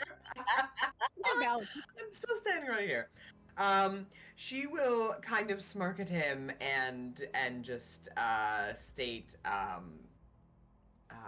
Death tried to come for me once and was not successful. I can't imagine that you have any more power than the ones that I already serve. I'm good. I don't know about the rest of you. Oh, looking at your hand, sir. I've never seen anything more disgusting than that. these she holds up like finely manicured nails. She's like, these not touching that, absolutely not.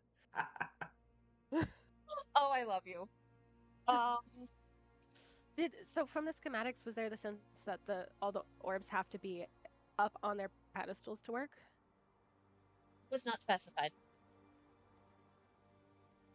Do they look dull like the other ones we saw? Are they shining? Is there any light or moonlight? So these are different. These are not the same as the stones in the other room. These are all large red. They are not indicators, they are focusing gems.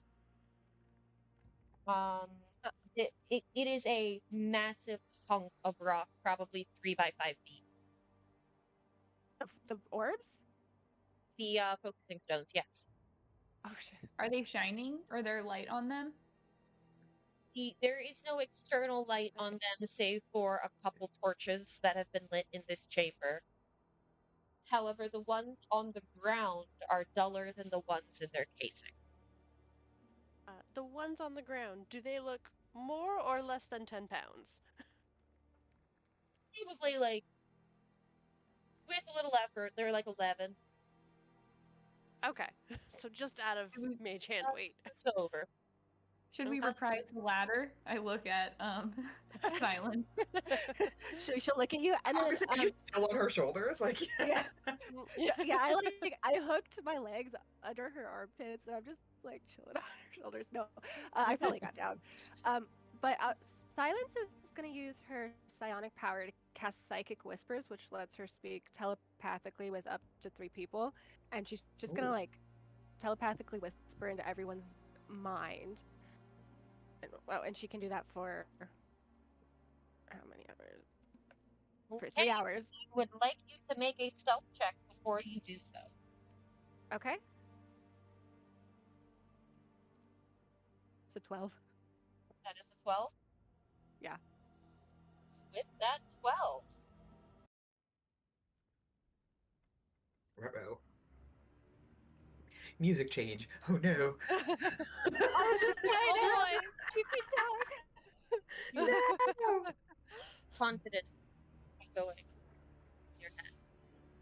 Oh, I wouldn't do that. Silence. Hypoxia. Theodora. Vandra. This chamber was made to be the resting place of those who follow the order of the Ochre Eye. There are powers in here far beyond what you can comprehend. Besides, don't you think it's rude to exclude?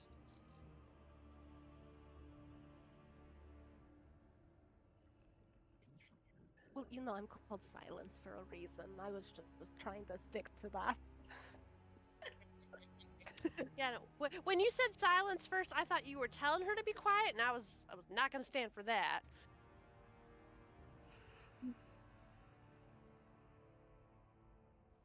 Shame. I would have loved pretty younger things by my side. Youth is such a gift. But if that is your opinion, I'd like everybody to roll for initiative. No. All right. I'm gonna use my reset my focus points ability. Absolutely. I need more desk space is what I need. I've got so many books.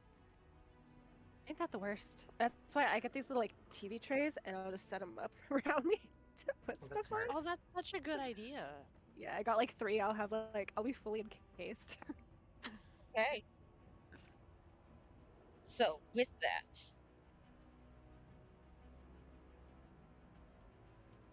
what did did anybody roll more than a 25? Oh no.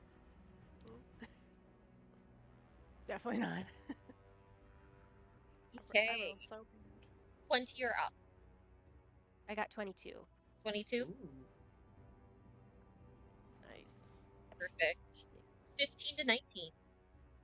18. And that was, I'm sorry, you didn't light up completely. That was Nettie? Oh, yeah. Perfect. Nettie. Rebecca, Marissa, what did you guys get? 11. 4. Okay. I got a nat 1. Ooh! Oh, baby! Vondra's just too grossed out by this guy. She's like, I'm gonna hold back. I don't want to touch that. She's just like, no, I'm He good looks back here. slimy. Stay so far away. Oh, gross. So Have slimy. have you played Baldur's Gate 3? Yes. Think, oh, why am I blanking on his name? Think Balthazar? Thor. Ketherick? Oh, Oh, yeah. got it. Gross. Gross old man. Yeah. At the top of his turn.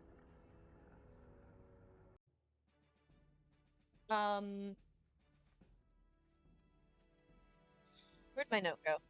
I've got too many books, guys. No such thing. Okay. So, at the top of each round of initiative, I roll a d6, and that means that Belivar is going to spawn a skeleton. A skeleton out of this mass of twisting bone and sinew separates itself from it. You thought it was part of the throne, but it looks to be. It's kind of like it spreads out from the back of this throne, maybe leftovers.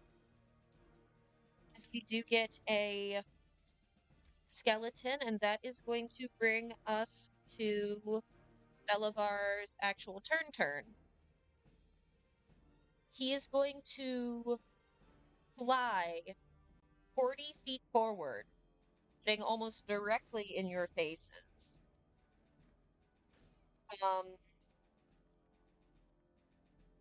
I would like who pissed him off the most. Probably Vandra. She blatantly insult him. No, she has absolutely no regrets. She's just like, nah, I stand by everything I said to you, sir. I said what I Like, said. make a charisma saving throw for me.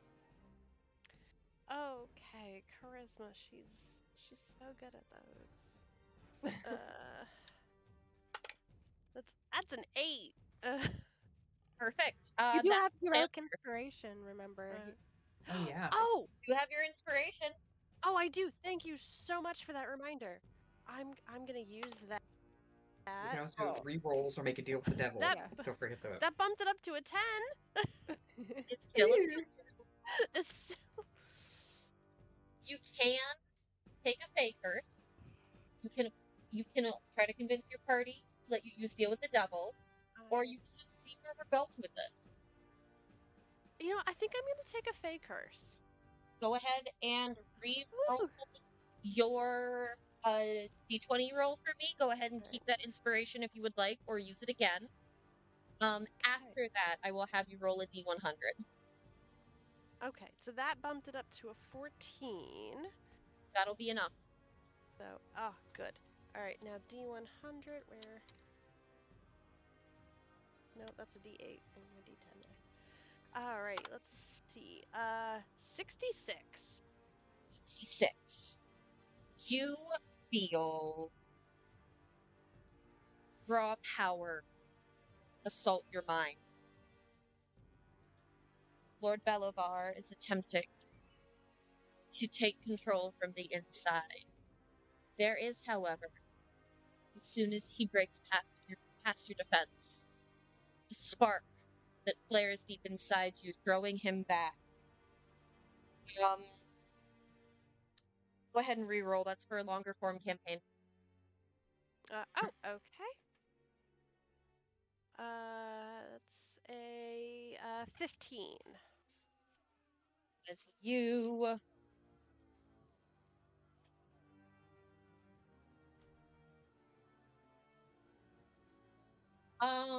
go ahead and roll a d4 for me. Okay.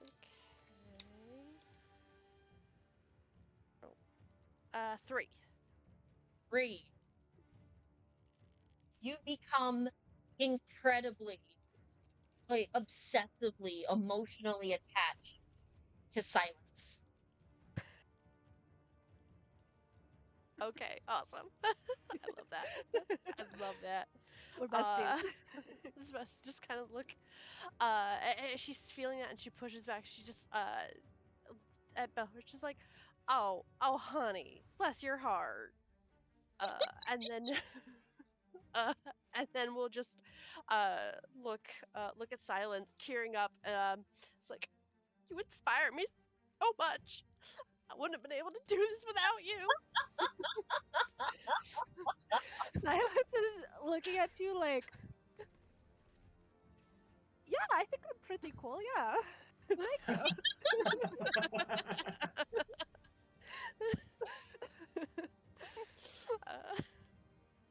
Oh, I love that.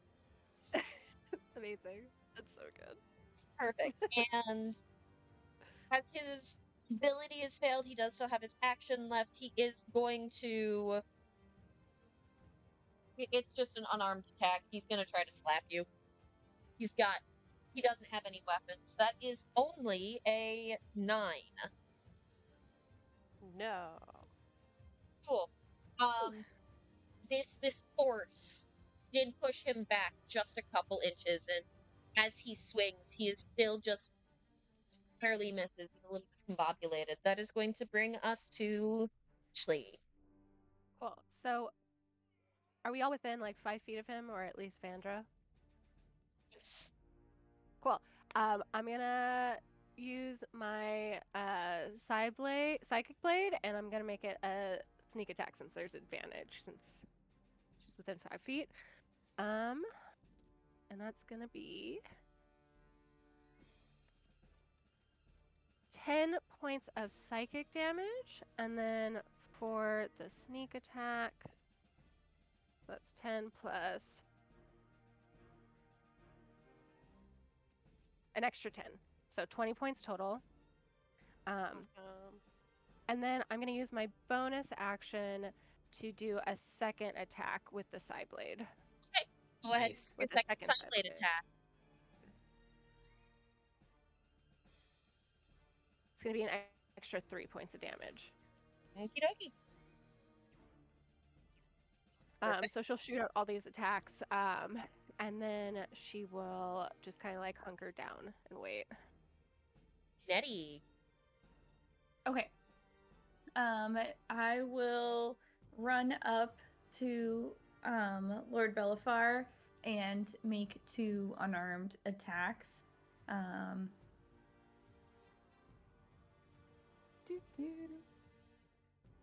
this time I'm going with my feet instead of hands. Okay. Hoping for extra. You're gonna try to kick him? Okay. Kicking action. Kick him twice. Kick. Okay. Roundhouse style. Let's go ahead and attempt to kick the lich. How are we doing with that? We got Kick the a lich. 19 and a 23. Yeah. Awesome. Kick that lich. Did both hit? Those will both hit. Okay. And then I would like to expend 1 focus point to attempt a stunning strike. Alright. So then he has to make a DC 15 con saving throw. As you said, a DC what? 15 con save.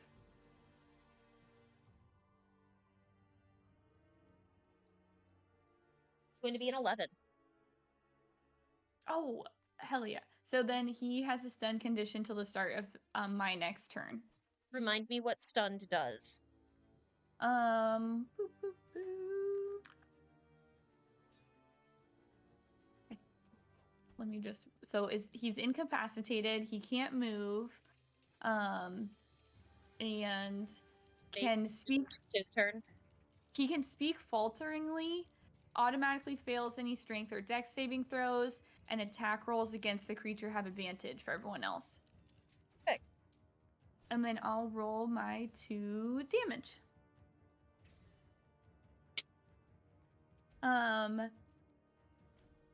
13. 13. That is 13 damage. Perfect. Anything else, Nettie? Perfect. I realized I did a bad, and I forgot to do the actual to hit roll on my turn, so I don't know if Just that let it damage pass. went. That's okay. Okay. That's fine. We're just gonna roll with it. Okay. I didn't catch it either. So Well, I just wanted to be Well, honest and be like, I forgot. wholeheartedly karma. appreciate you for that. And because you were honest about it, I'm just gonna let it fly. I'm not doing more math than I absolutely have to. Fair. That is going to be Rebecca with Excellent. Rissa on deck. Pox will kind of see this all happening, take a look over at the room, and just kind of shake her head and be like, no, this isn't happening. And again, she'll just kind of do like a very kind of quick wave of her hand, and as she does, she just vanishes. And she's going to cast invisibility on herself. Invisibility. And she is going to move towards one of these focusing crystals that seems to be on the ground, that seems to be kind of out of place. Okay. And I don't know if I can, because it's an action to cast invisibility, I don't know how much you'll let me do in a turn kind of thing, but if she can try and place one of these ones back on their thing, she will. If it's just to get there and then just move to that space, then she'll do that as well. We'll let you get there and make the check, but you will not be able to physically move this until your next turn. Sure. Okay, what kind of check? It's going to be an athletics check. It's gonna go so well for me. Oh, a 12? Beats it. Oh, hey, all right. Oh, nice. So on her next turn, she will slot this thing into the space.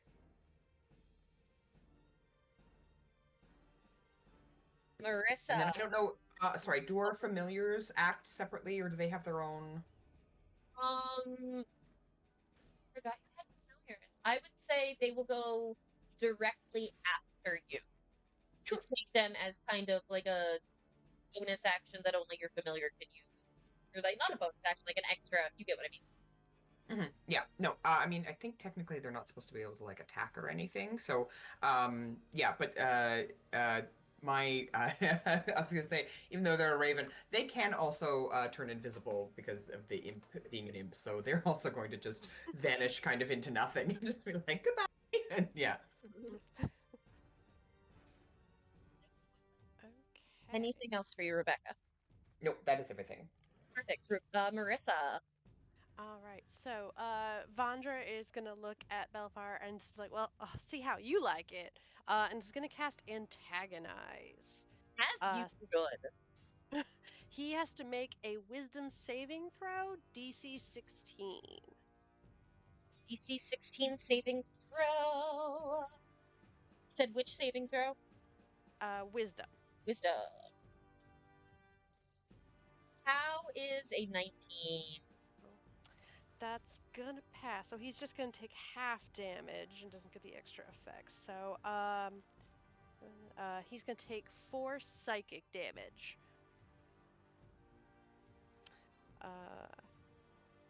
But then bonus action, she's gonna pick up Lady Fluffington, just like you protect silence with your life, and is gonna have. So, so Lady Fluffington is gonna go over to Silence and give you the help action, for whatever next roll you have. I love it. Perfect. I love it so much. Oh, my God. Thank you. She's gonna like squat down and like while keeping her eyes on the lid, she's gonna like give a little like scritch behind the ears. Lady Fluffington is a little foot thing. Yeah. Foot thing. But that is it for Vandra. Yes. Okay, you're on to the scaly baby. This, he is going to use all 30 feet of his movement. He is going to Bones flanking move up, and he is going to use his throw ability. He's going to pick up a stone and throw it at Silence. Okay. With a natural 20 to hit. Ouch. That will hit. Yep.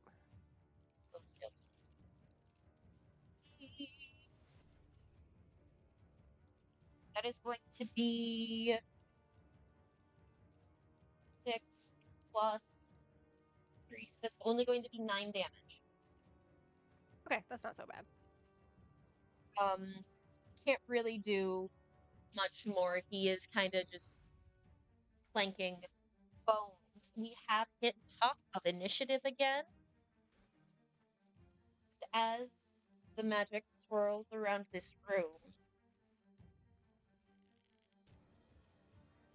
another blood ooze seeps up through the cobblestone.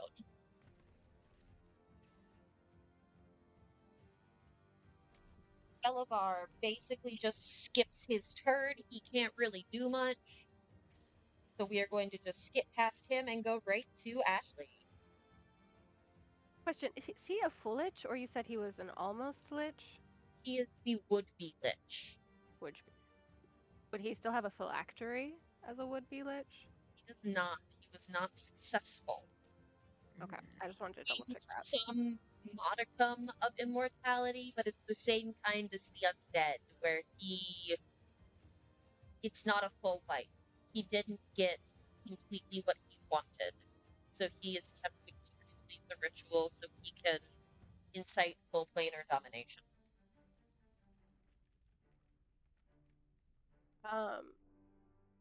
Okay, so Silence, having seen Hypoxia go to try and get that one stone back up in place. You wouldn't actually see her; she's invisible, so you Oh, might that's see this. right. I totally forgot. Yeah. Well, she would have seen you disappear, There and you then go. she probably would have been like, oh, where did she go? She just peace out. We'll Nope. say that Silence is going to see more stuff popping up. She's going to use her cunning action to bonus action disengage. Mhm. And she's going to head over to the little stone thing. And she would like to use the help action to try and lift this up if she doesn't get a good athletics, because I don't have a high athletics thing. Yeah. Absolutely, go right ahead. Are you moving to the same one as you saw? Well, which one are you moving to? I will move to whichever one would be closest to me. Would Hypoxia and Silence have been on opposite sides of this lich, probably? I'm assuming so, yeah. So I'll say, because we she'll only go have to a the one. successful roll on one, you go to the other. Okay, cool. Cool, I don't even need to use the help action. That's a 14 plus 0, 14. Nice. Awesome. As you get this back into place, he begins to glow. And though he hides it rather well, you can all see the pain getting across the would-be lich's face. Awesome. That will be my turn. Perfect. Nettie. Okay. Is he still near me? Is he flying or is he? He's currently, if I believe, with the incapacitated. What was it? He was Stunned. And yeah. It said he was knocked prone, correct? No, he's just incapacitated and can't move, but he's not knocked prone. We have advantage on him, but he's not prone. Okay. It doesn't So say if he stops flying. He is standing. Okay. He can only move by floating. Okay. So then I'll attack 2 more times, this time going for punches. Oh, shoot. Only 8 and 10 to hit. Neither hit. Okay, I'll flurry of blows and try one more time. Go back to the roundhouse kick. I should have known. 15 to hit. That'll hit. Ooh. Okay. And this time I want to do my flurry of blows with the topple flavor. So I'll roll my damage first. That will be 5 damage. and now he has to succeed on a DC 15 Dex save or be prone. I dropped the dice. He got a 7. Okay, so he's prone. As he falls, the impact he makes sounds a lot lighter than it should for someone of his size. This is someone who is extremely malnourished, and someone who may not be as strong as they thought now that a stone has been slotted back into place. Rebecca, with Marissa on deck. Yes. So I will use my action to actually place the stone now into the space. With that second stone, Belivar lets out a scream as he takes 50 damage. Yeah, Pox cackles with laughter, just echoes down the hall. Go ahead and roll stealth. With my cackling echo, that's a nat 20. Oh, let's go! Like the cackle on the wind. Yeah, it comes from like all angles. There's no telling where it came from. Sides. It's just this cackling laughter as Lord Belivar, the would-be lich, takes 50 points of force damage. Yeah. Basically straight to the solid mass. Right to the gut. Right to the gut. Anything else for you, Rebecca? No, she'll probably maybe just kind of maneuver and position herself to have a clear line of sight to him, but that's because that's kind of my full action to do that and everything like that, so she'll chill for a moment. Marissa. The sarcophagus that's in there, is it open? Is not currently open. Okay. That's that idea. But you know, we're gonna try casting suggestion on him. So he's got to make another wisdom save, DC 16. As Vandra goes, oh, sweetie, you don't want to keep fighting us anymore. You just want to crawl back in that sarcophagus of yours and go take a nice long nap. That is only a 9. Oh, so he fails.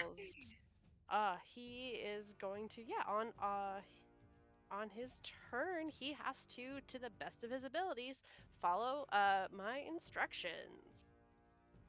Absolutely. Get back in that sarcophagus. Anything else for you? Just bonus action, keep having Lady Fluffington give the help action to silence. As I'm just picturing as Lady Fluffington's tiny little rabbit, like looking at this giant gemstone, like back at Vandra, I'm like, you really want me to help lift this thing? and then just like, no, you keep doing it. You're doing amazing, sweetie. She like puts her paws on my sweetie. Yeah, like, it's no, just like, support, push. What's the thing we were saying yesterday with our tiny little kobold? Fuck them up, sweetie. Fuck 'em up, sweetie. But that is it for Vandra. Perfect. Your little Skelly is going to. Where's my Skelly step up? They are going to move forward the remaining 10 feet and make a melee weapon attack against Nettie. Or against Theodora. That is going to be. Does a 10 hit? Nope. They swing at you with their bone. It does hit, but this thing is so brittle that it just kind of cracks and falls apart.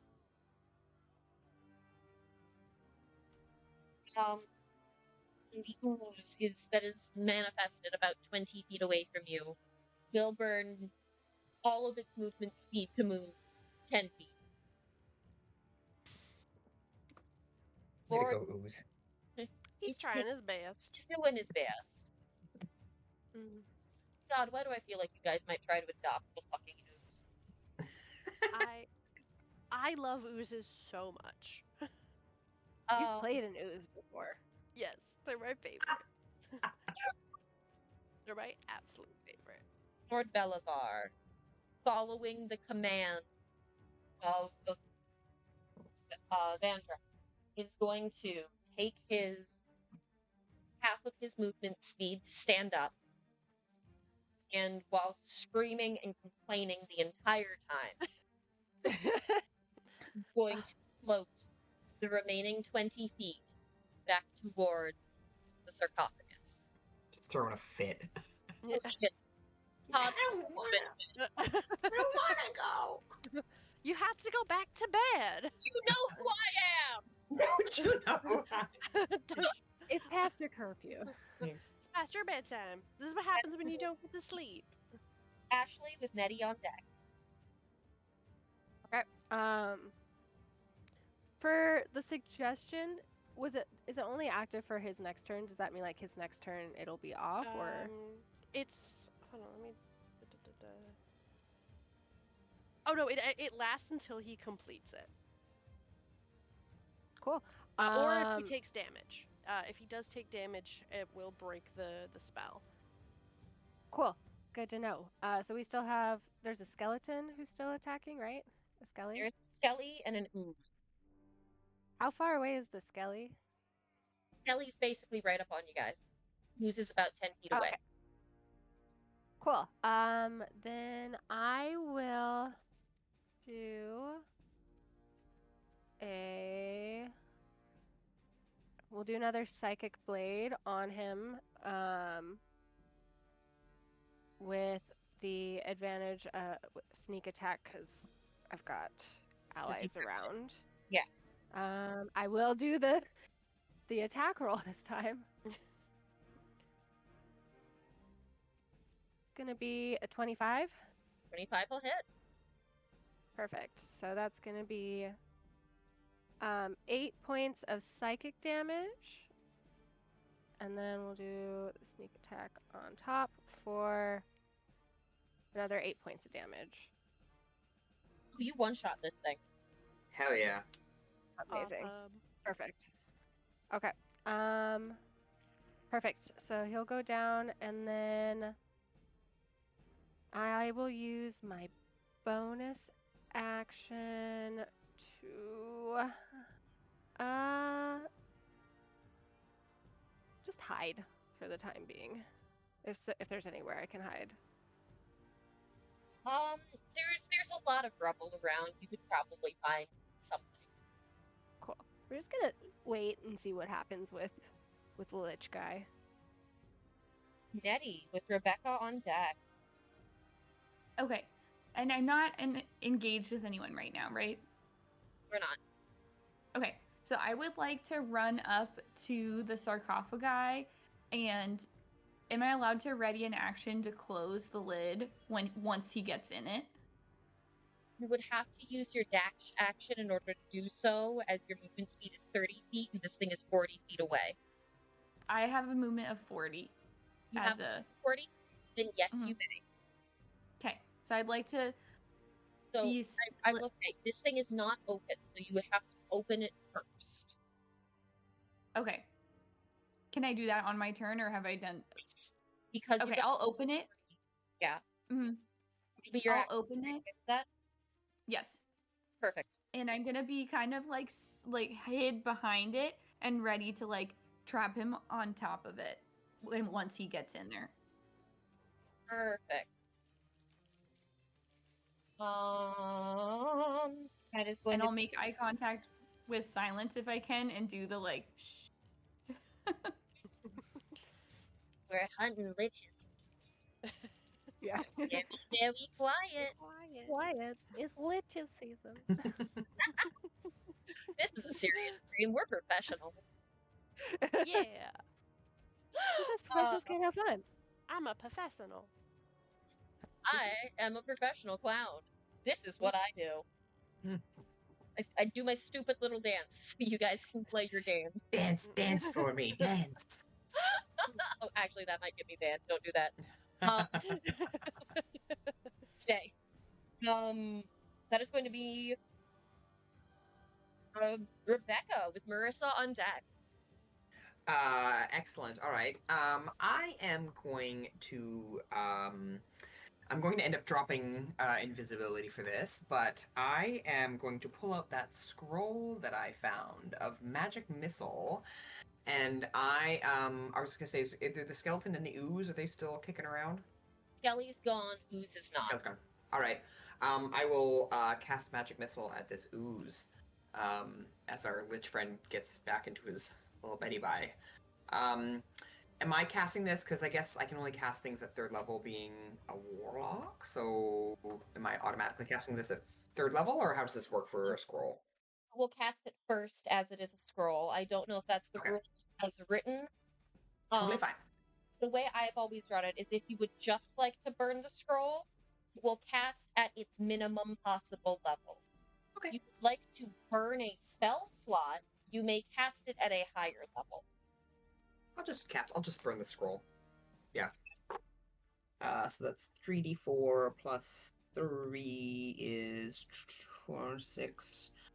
9 force damage as these 3 little ching ching ching magic missiles go flying, bursting out of this scroll, and the scroll kind of like burns into nothing.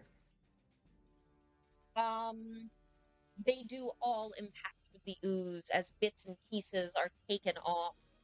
This ooze is still standing. With that, it is going to move its remaining 10 feet, and it is going to go for not Theodora. I'm sorry, for Vandra. It is going to.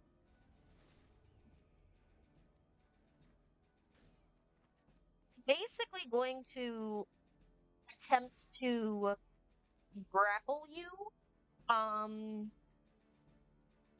By grappling you, it will be able to regain health and deal damage. I need you to make a Constitution saving throw. Okay, I'm not terrible at those, but nope, I jinxed it. It's a 5. That does not pass.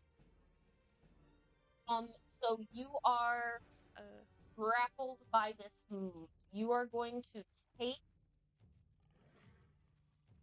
only 5 damage as this ooze regains 2 health.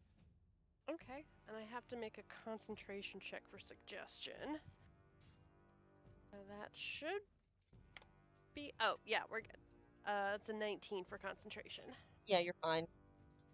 Alright.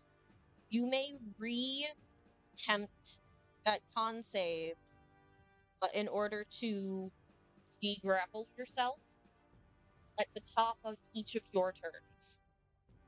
Okay. For now, that is going to be our ooze. At the top of the round, the building spawns a flesh golem. Ooh. As this massive mound of moving sentient flesh grows with each step it takes, coming to rest about 15 feet from your party.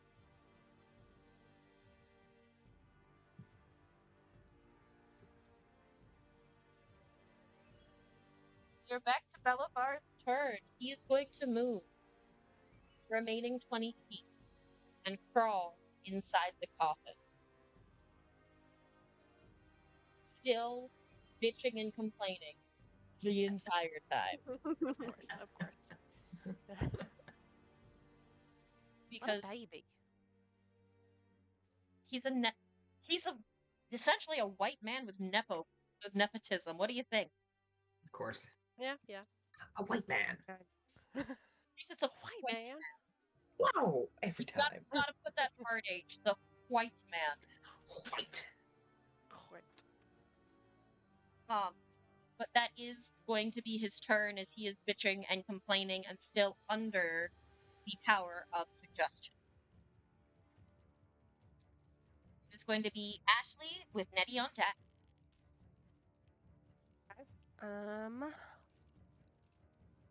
So the flesh golem is right in front of the party now, like everyone else. 15 feet in front, yes. 15 feet in front. Okay. I would like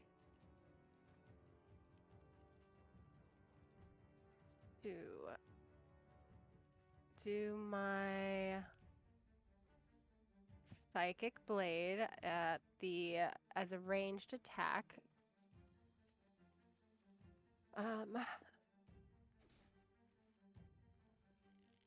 Won't be able to do a sneak attack because he's 15 feet away, but that's fine.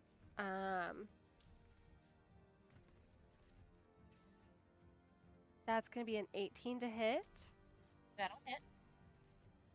Okay. That is going to...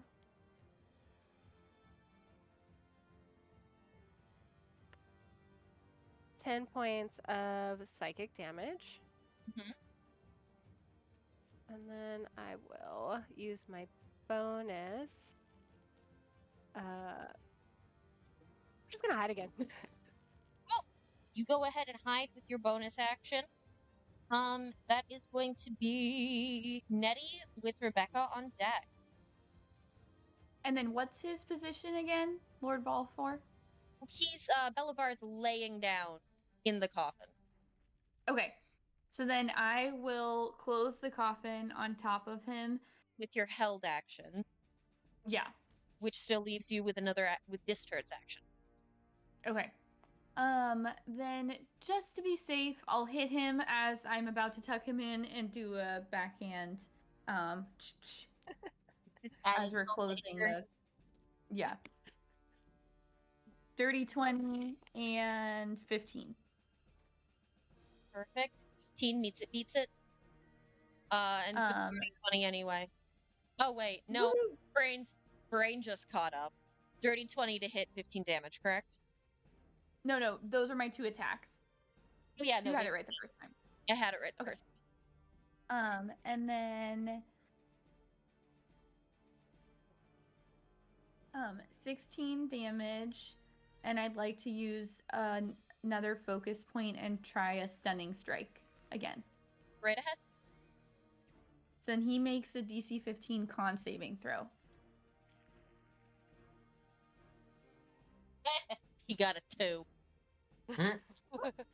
Now he's Good. stunned, and then I blow him a kiss and slam the sarcophagus lid and sit on top of it. Yes! Take a nice nap. That's epic. So good. Anything else for your turn, Nettie? No. It's going to be Rebecca with Marissa on deck. Oh my god. Alright, so Lich is in his sarcophagus, closed. There is a flesh golem in front of us.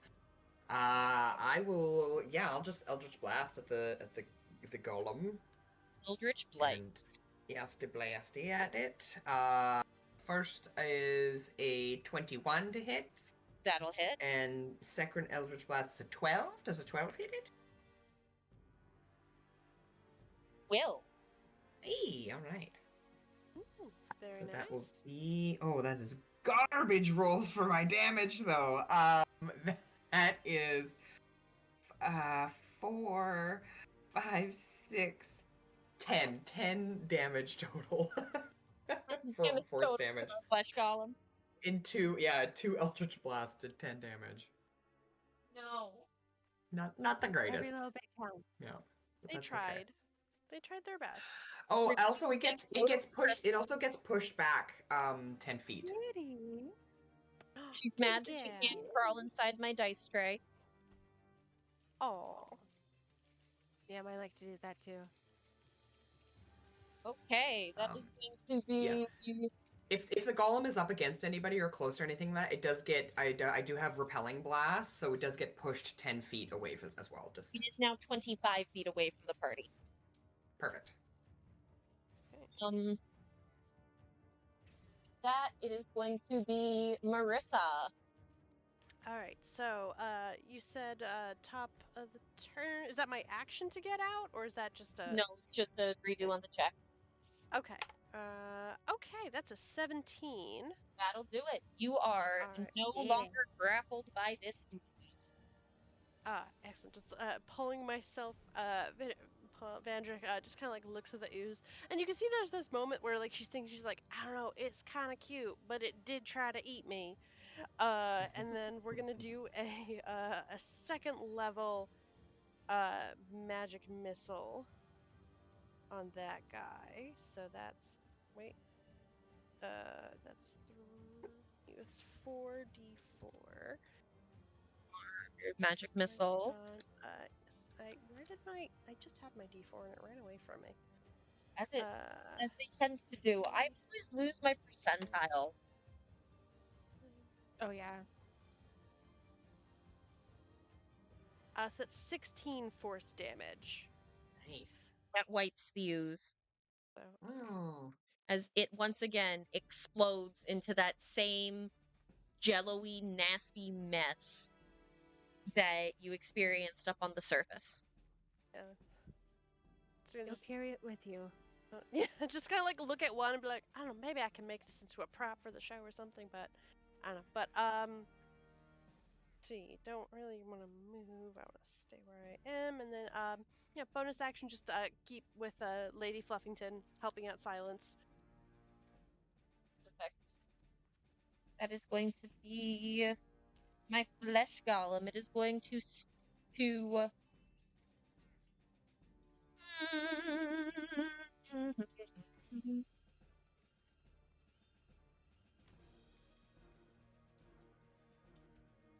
yeah, no, it is going to use the dash action, and it is going to barrel 30 feet back towards you guys, putting it, well, the full 25 feet, putting it right up on you guys. That is its entire action. As Belivar has been locked away.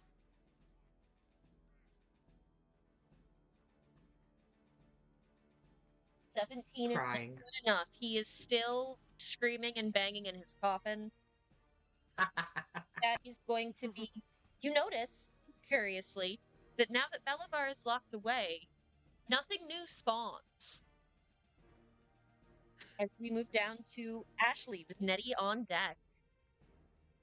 Cool. So he's kind of the flesh golem is in like the center of everyone, except maybe Nettie, who's over by the sarcophagus. He's right up on where you guys started. Okay.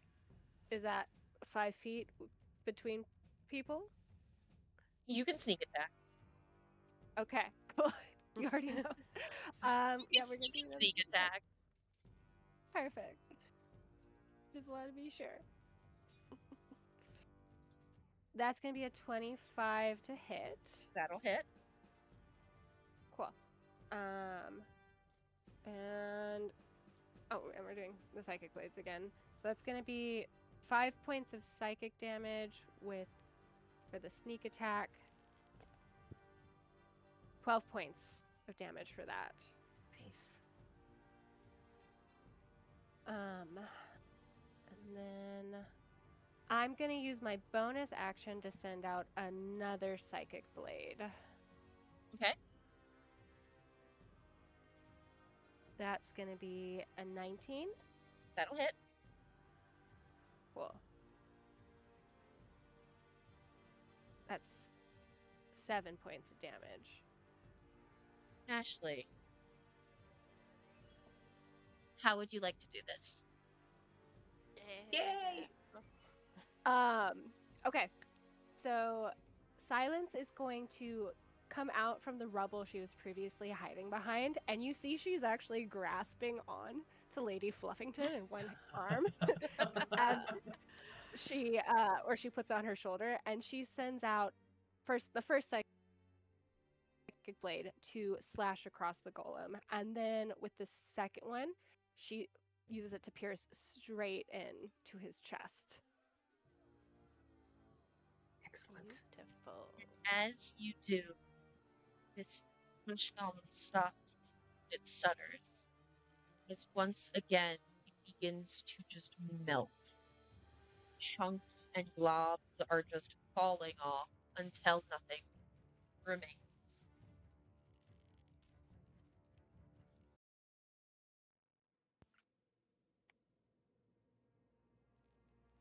You have defeated the enemies, but the Lich still lives. All it could take is another tremor to release him again. Is there anything you would like to do before heading out and back up the magical elevator? Is there some way that we could seal the sarcophagus? Is there? I have some rope.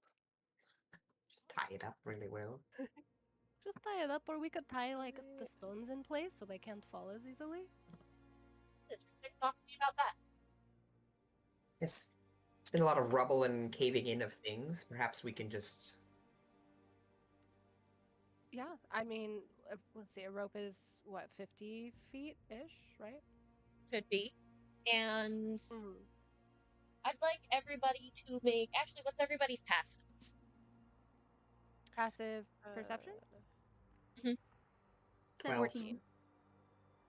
14. I heard 12. I heard two 14s. What was yours, Nettie? 17. 17. Nice. Okay, with a 17. You notice Belivar did try to push out of this sarcophagus when you sealed him in, but putting it in D&D terms, he'd have to nat 20 to get out. He's So weak. you are pretty sure if you stack some shit on this sarcophagus, it does not matter. He will not be able to get out. Could we try to lift his throne and put it on top of it? You can try. That would be pretty good. That would be. Yeah, and there's lots of rubble we can stack on top of it. Yeah.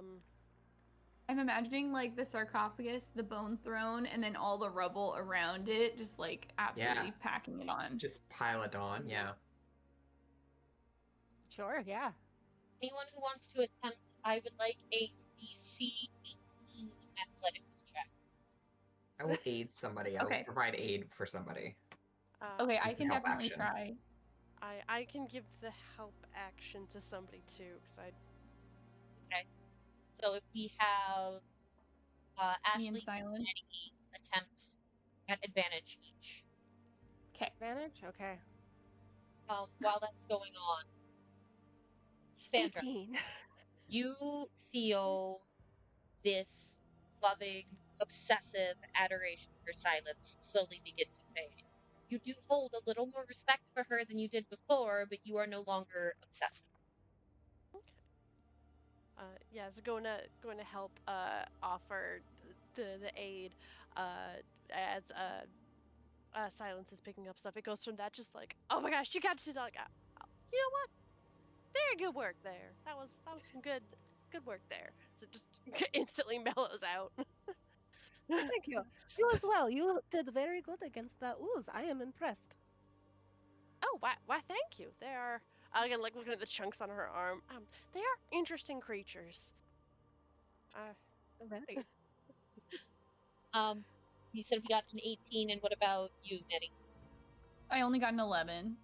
11. Okay, well, with the 18, we are able to pick up it might not be as much as you guys wanted, but it was a decent amount of rubble that you were able to pick up and place on top of this sarcophagus. Nettie, your arms are just aching from how quickly you had run and thrown this heavy lid of this sarcophagus on top of the Lich by yourself. All those bitch slaps.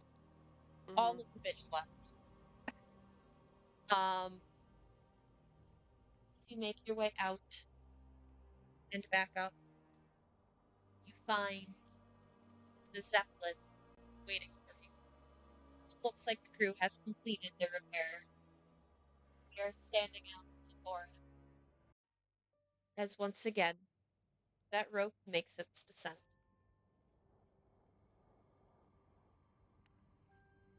There will be no athletics check this time, as you are now that there is time to spare, the rope will be pulled up as each of you are lifted onto the zeppelin to find Lorita. How did it go? Hey, did he get out? What happened? Oh, he's stuck. He's not coming out. Not anytime soon, at least. Stop. No. Is he not dead? Well, He's undead. He's undead. just true. That is subjective when it comes to the He's sealed away. He is not getting out.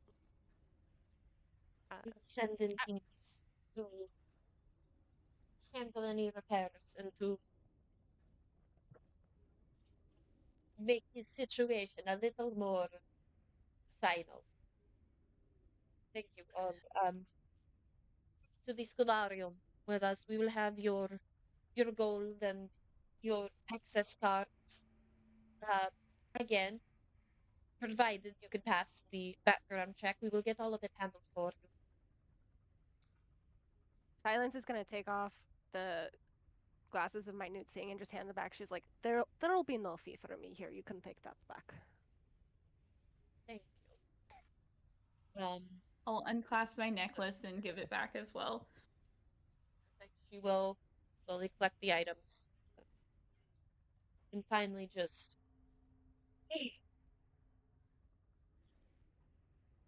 may not be as fine as I want. Who knows? Maybe Lord Bedabar will return again. Hopefully. For many, many years. But that is a story for another time. Oh, wonderful. Yes. Can I just ask one question before we fully left and left the room with the sarcophagus and stuff like that? Epoxy would like to just maybe I can't really loot the body because obviously it's Do whatever you want. trapped and This stuff. is a fun shot. I don't care. Just kind of want to check. I kind of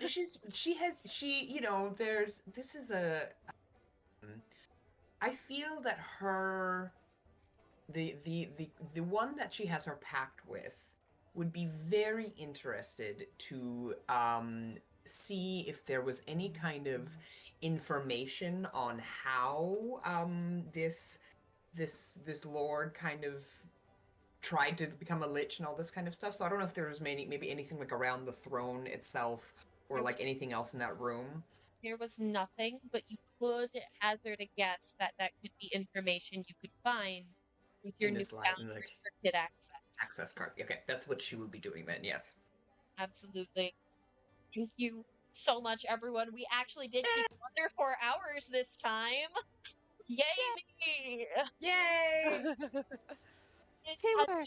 has been so much fun. We will get Avian on another game. She had horrific tech issues, but we will be getting everything working, so hopefully we can get Avian in to play another game. Thank you so much, everybody, for stepping up and running this on a 4-man. Is there anything that anybody would like to promo before we run?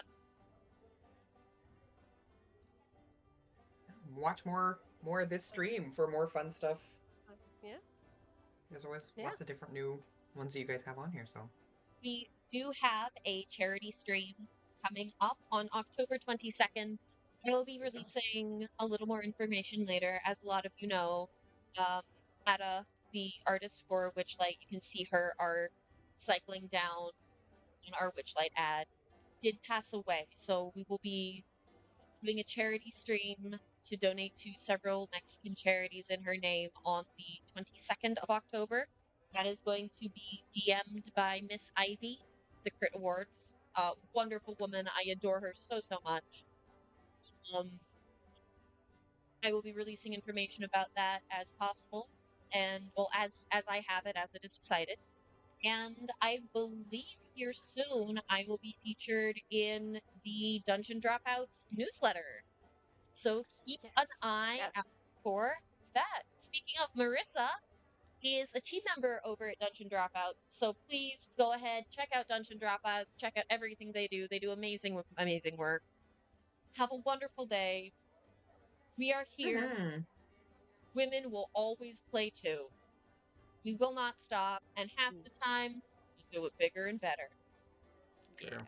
Hail to the heroines, everybody. Have a wonderful day.